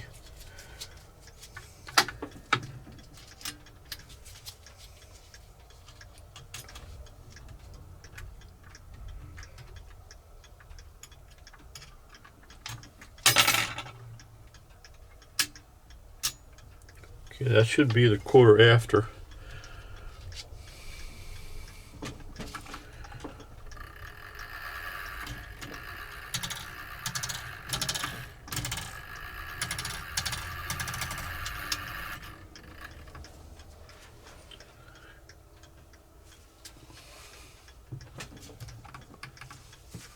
All right, this will be the half past.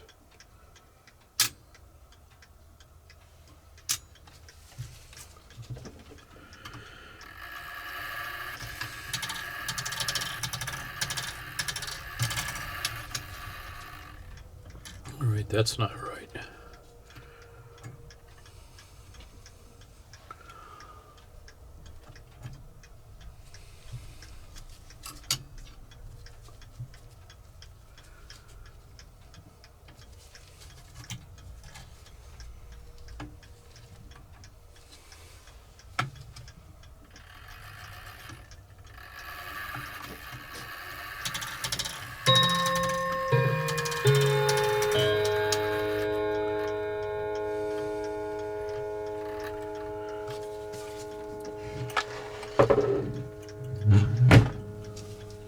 There's some issues here with this hammer and barrel arrangement here.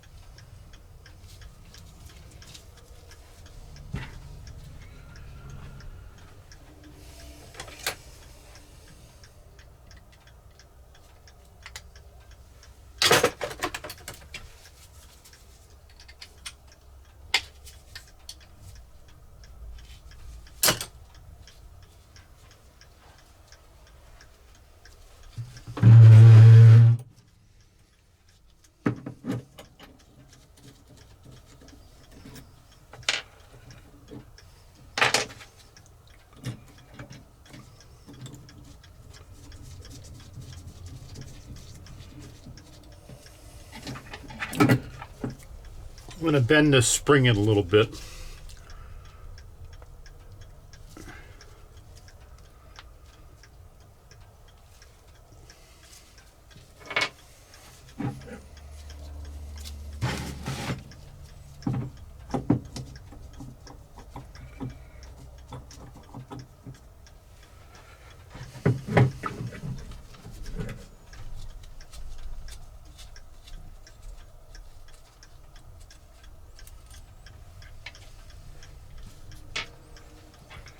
Tell you what I'm going to do. I'm going to stick this screw in here for now. I like to clean this screw up, this chewed up screw that somebody used a pair of pliers on. So go ahead and do that. Put that in the lathe and we'll clean it up and I'll bring you back.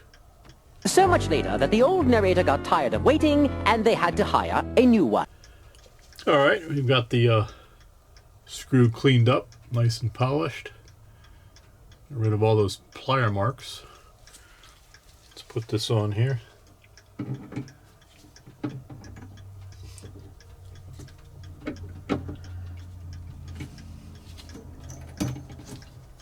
I bent this spring in a little bit closer to the barrel to force it to put more force on the barrel.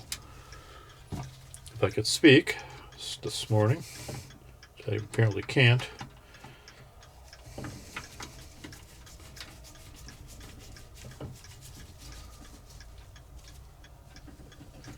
I want to see what kind of functionality we get now. As I set this up here.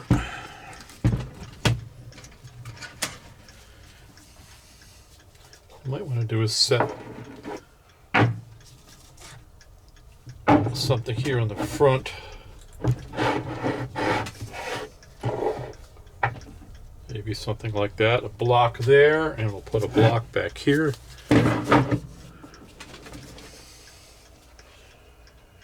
And let's see, we'll turn the hands around, turn the can and pinion around. We just dropped here.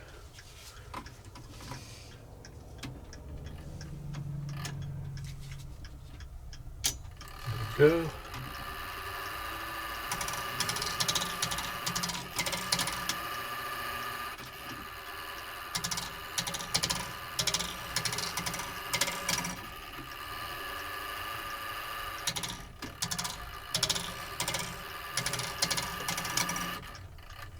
Looks good there. That was a quarter of. Okay, this is the hour.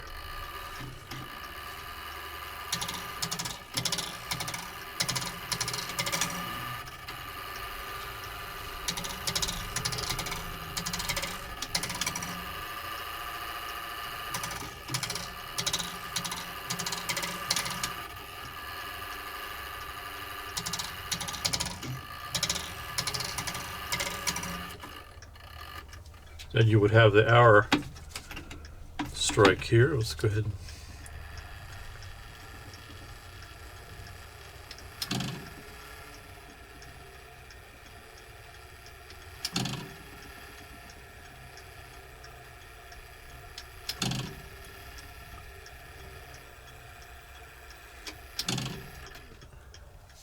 set to 2 o'clock. Or what 2 o'clock that was.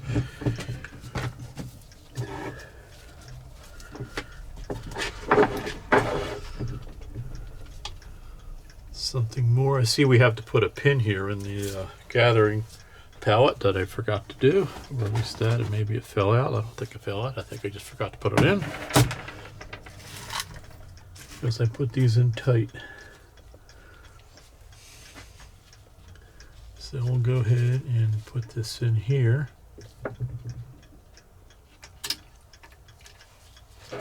And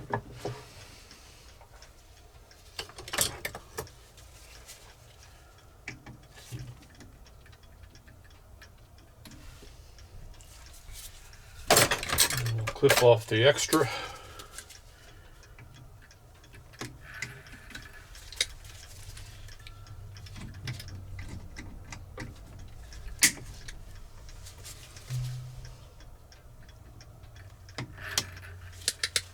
Okay. All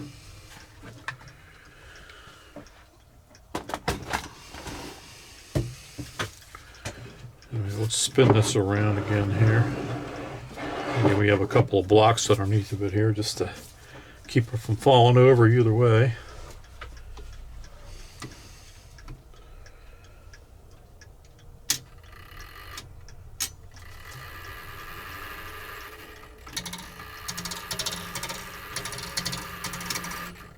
All right.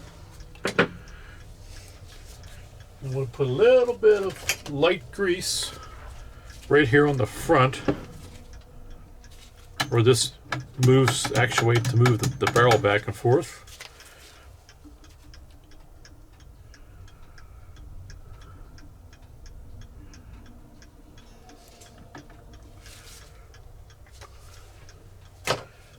We're going to push this way. We're going to see what happens.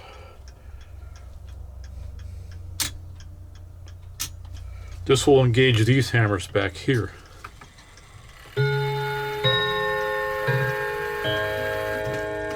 There they go.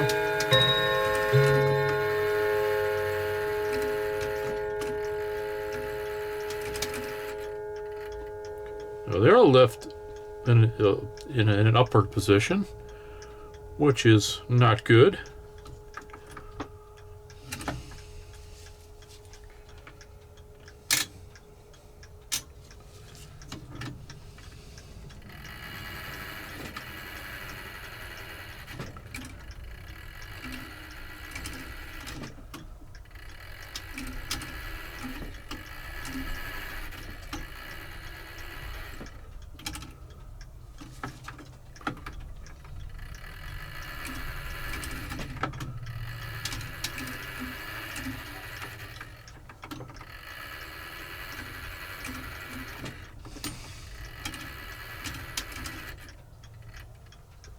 Alright, so we need to move that forward.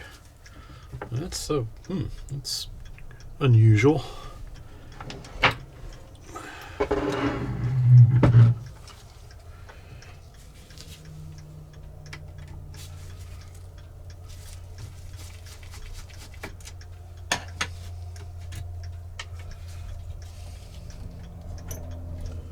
So we'll move this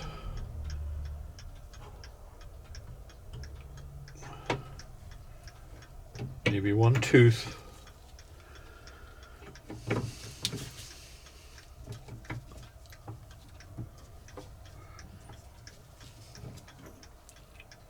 I see a pin that's a little bit loose here. That pin right there can pop out. So, finding all kinds of stuff on this thing, folks. I'm going to go ahead and just tighten this pin up a little bit.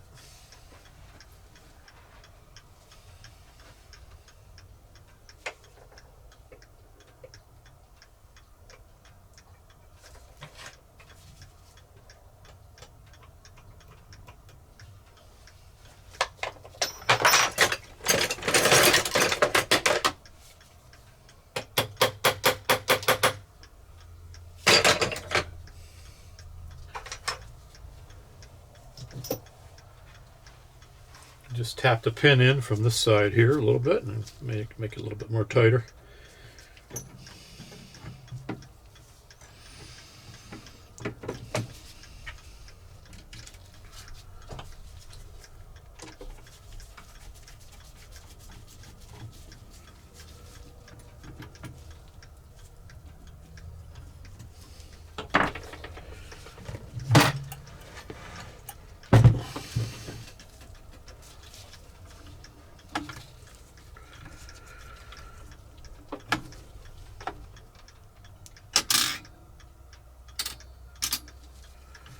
Okay, this should be the hour.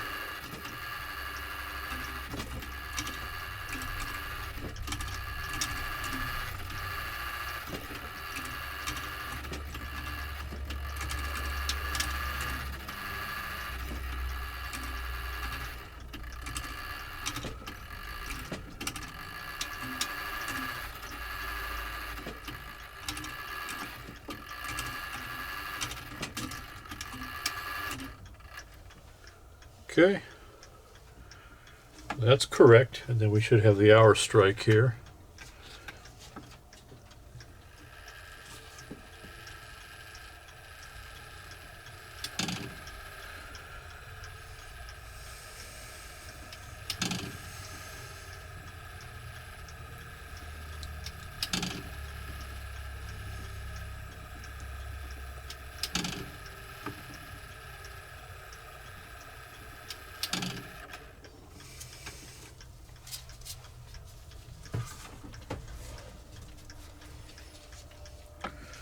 Okay, let's see what it looks like on the quarter after.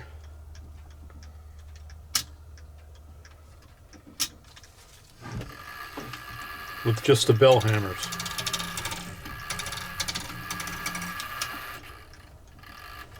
Okay, that's good. We may have a slight lift on one of the hammers here.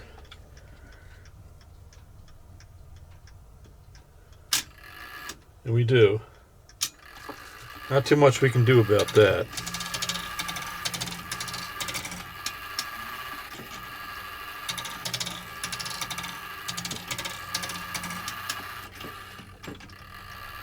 I've actually seen that before on clocks like this. These barrels apparently were not quite configured properly. So you have a little bit of lift on this hammer right here, but these hammers don't represent a lot of friction or a lot of they won't inhibit the movement, in other words.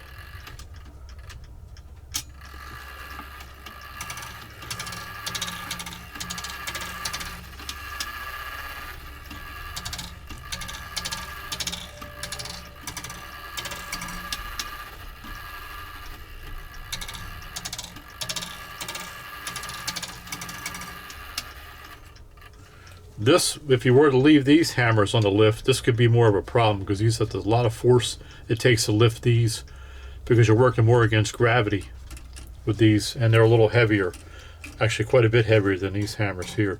So we don't want to have these on a lift during the warning.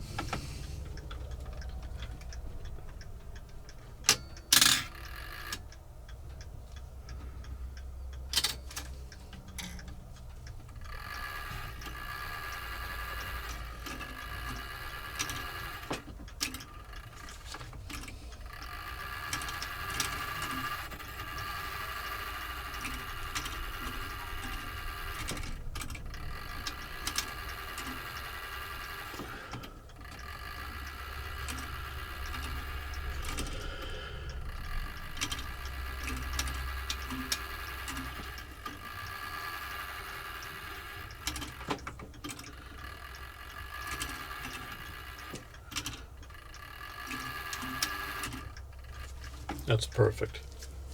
Just as this hammer drops off, the train stops. That's what I want to see. Let's get the bells on here and we'll set it up on a test stand. Oh, by the way, this is the strike hammer. I've got a new leather in there. Let's go ahead and just put that on.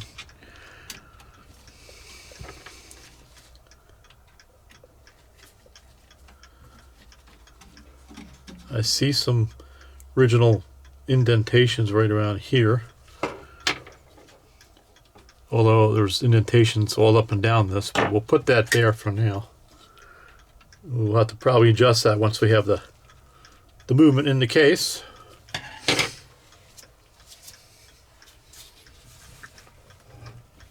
Alright, we'll start with taking this screw on the front out.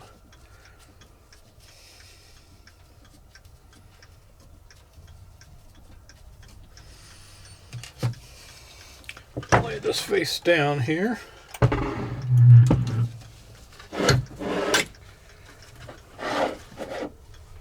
There's a lot that goes into this kind of work.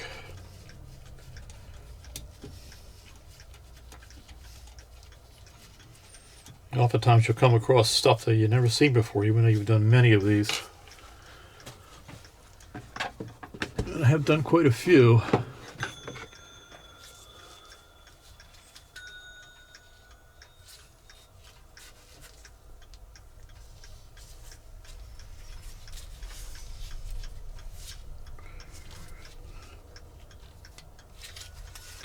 Okay, let's set this up here.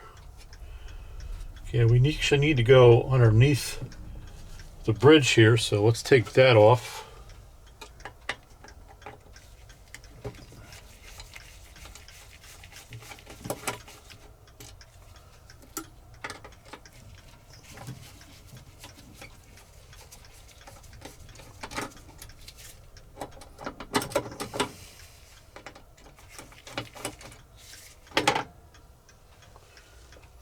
Set that aside. We'll go ahead and put this down here.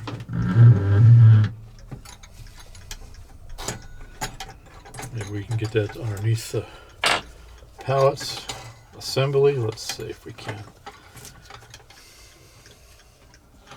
It's got to go in the front. There.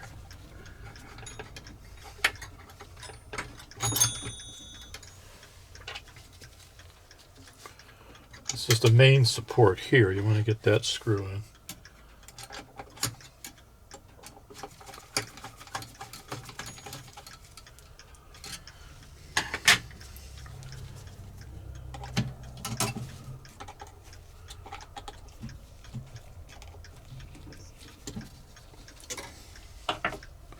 We can put the bridge back on here.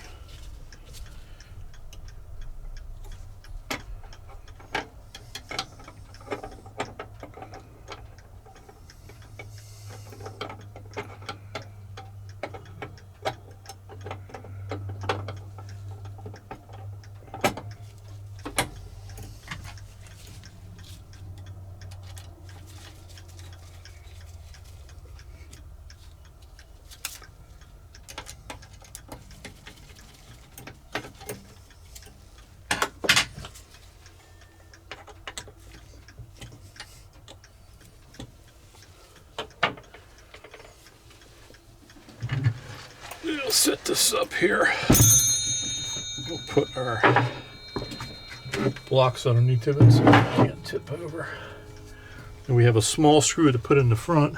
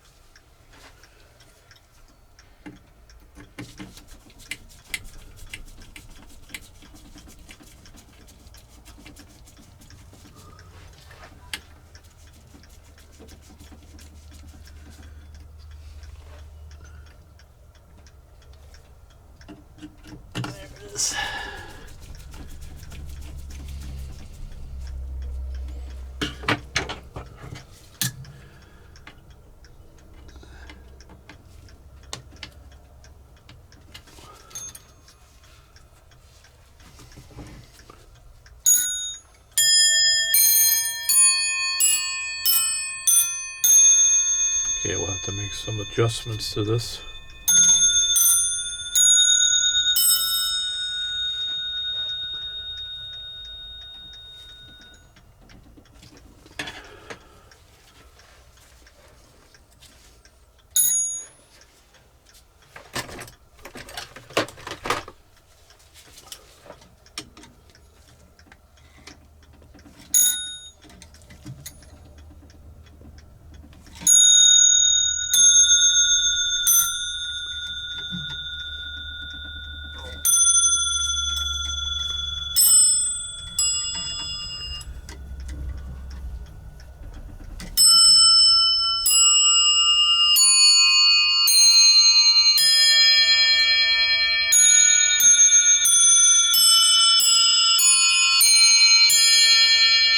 Sounds nice.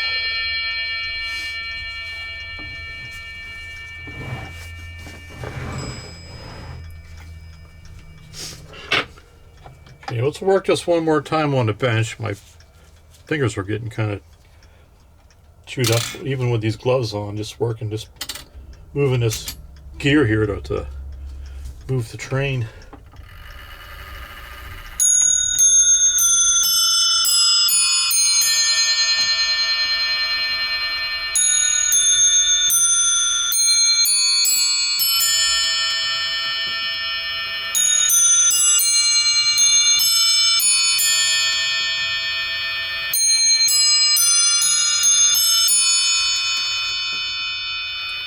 Guess that's out of sequence.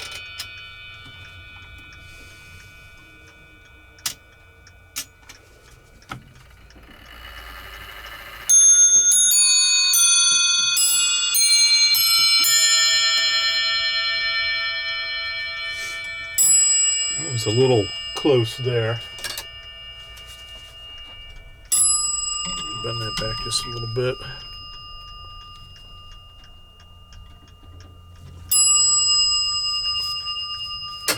We'll get the right sequence here.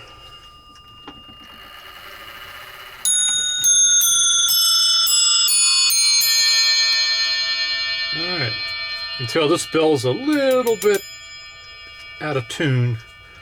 It's a replacement bell, and the note isn't quite right, but not too much we can do about that, since I wouldn't know where to get another bell to replace it. That bell probably cracked at one time. Once that happens, it becomes dead.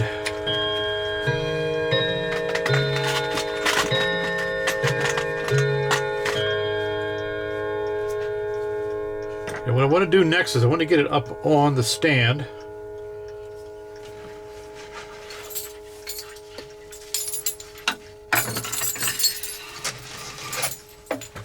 So let's get it up here, and I'll maybe readjust the camera so you can see it.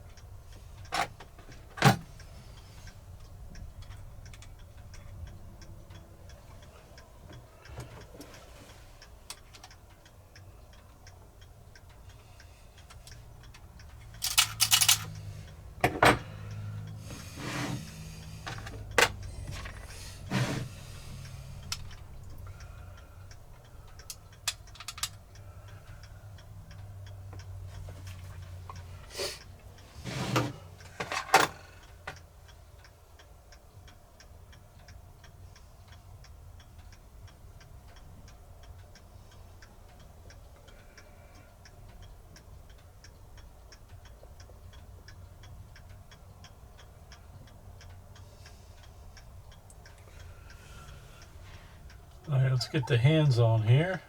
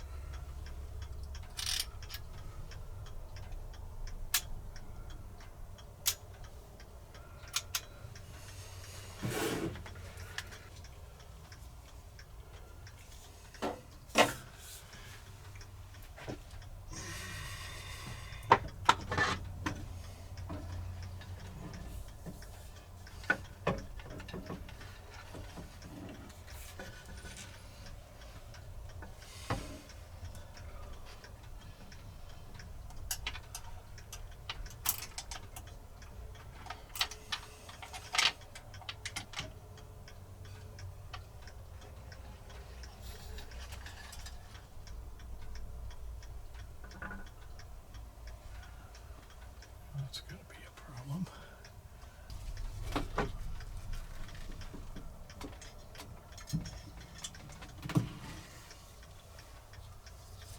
Yeah, that's the hour strike.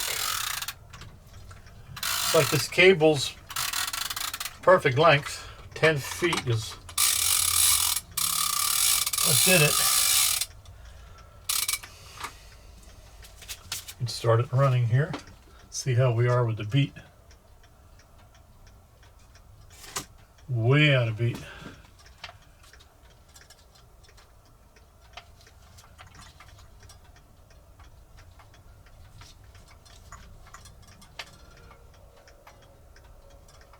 Remember I showed you those two little nuts, knurled nuts at the top of the pallet assembly? That's what I'm turning now.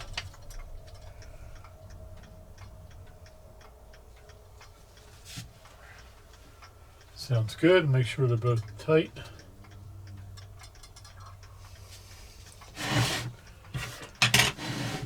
What I have here are basically just the shut-off levers, and I left them off for now.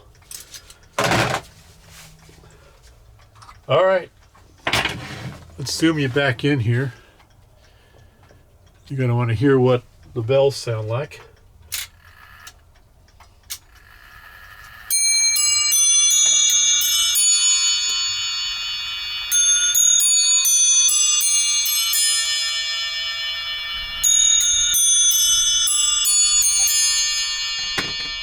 Yeah, that one bell sounds off, but there's not much I can do about that.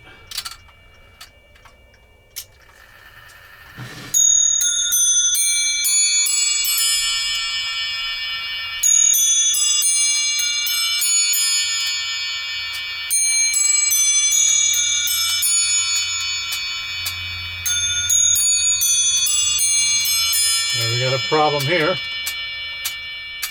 Looks like the hour started up before it was supposed to.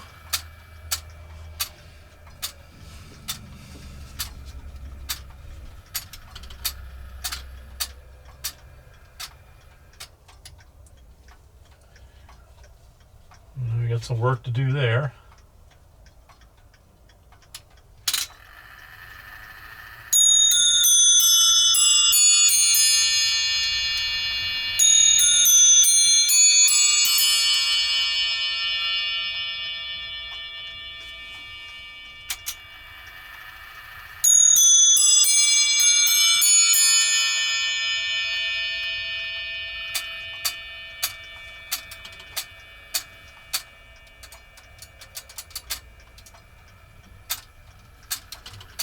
Alright, I see what I did there. I got the spring on the wrong side. That's all it takes, folks, is just to have a spring that's even a little bit too weak. Let's see if I can get this situated here. We're out of place and you got problems.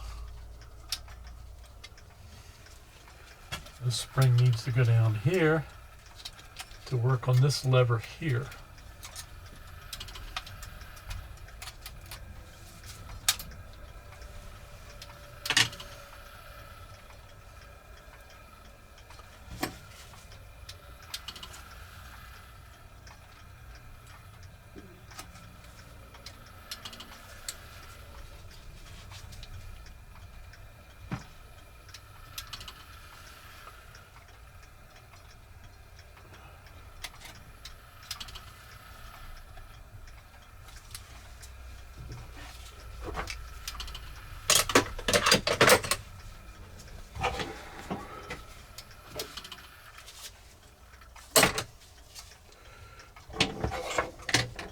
Alright, let's see what it sounds like.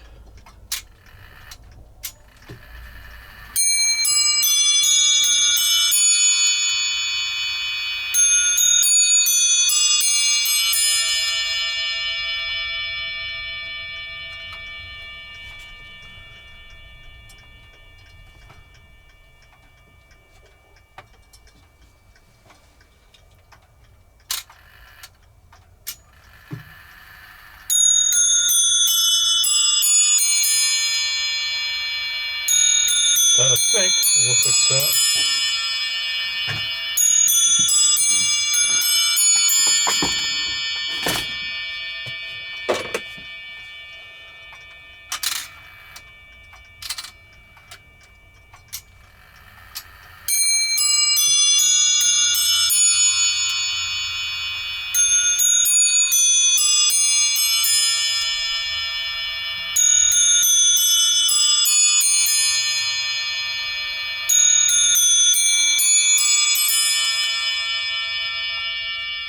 There's our hour strike.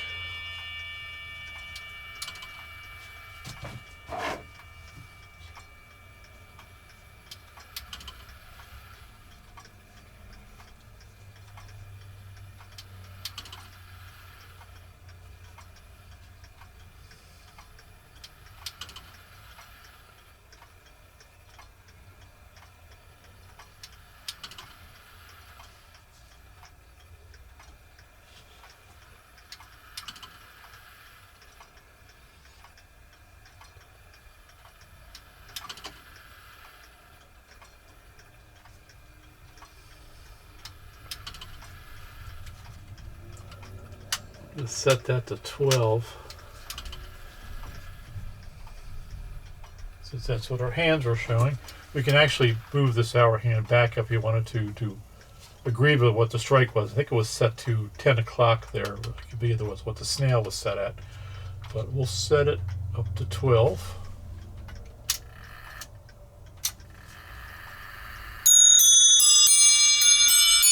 It's the wrong sequence, so we'll can't back the hand up, not in this situation.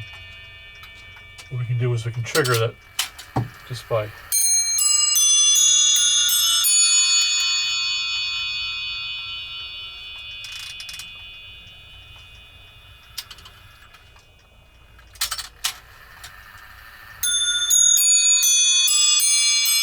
It would be a string most likely hanging from here down. I see a hole in the seat board. You would pull it. You can actuate the chime so you get the right sequence of notes. Of course, unfortunately, it triggers the strike. I suppose you could shut that off via the shut-off lever.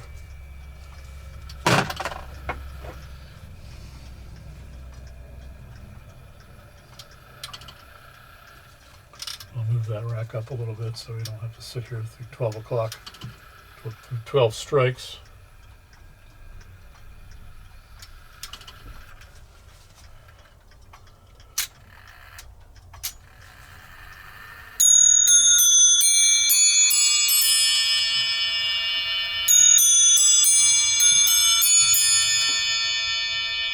Well, sounded like there was one note that we're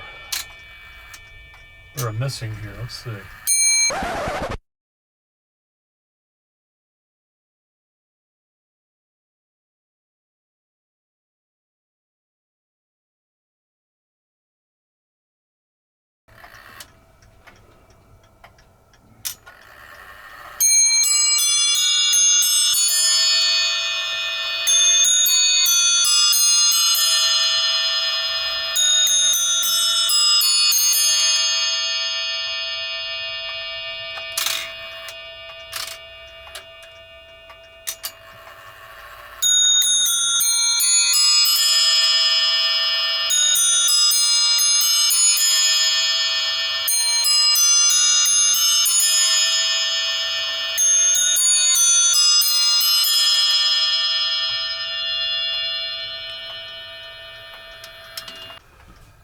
Alright folks, that's going to do it for this video. I'll tell you what, these clocks, no matter how many times you've done them, they can make a seasoned clockmaker look pretty foolish sometimes.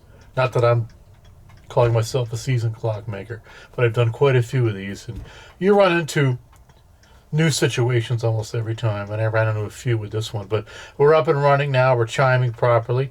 So we're going to test this on a bench stand for a little while, and then we'll put the dial on. I want to make sure that once I put the dial on, the shift lever on the dial works properly to shift the barrel back and forth between the different chimes.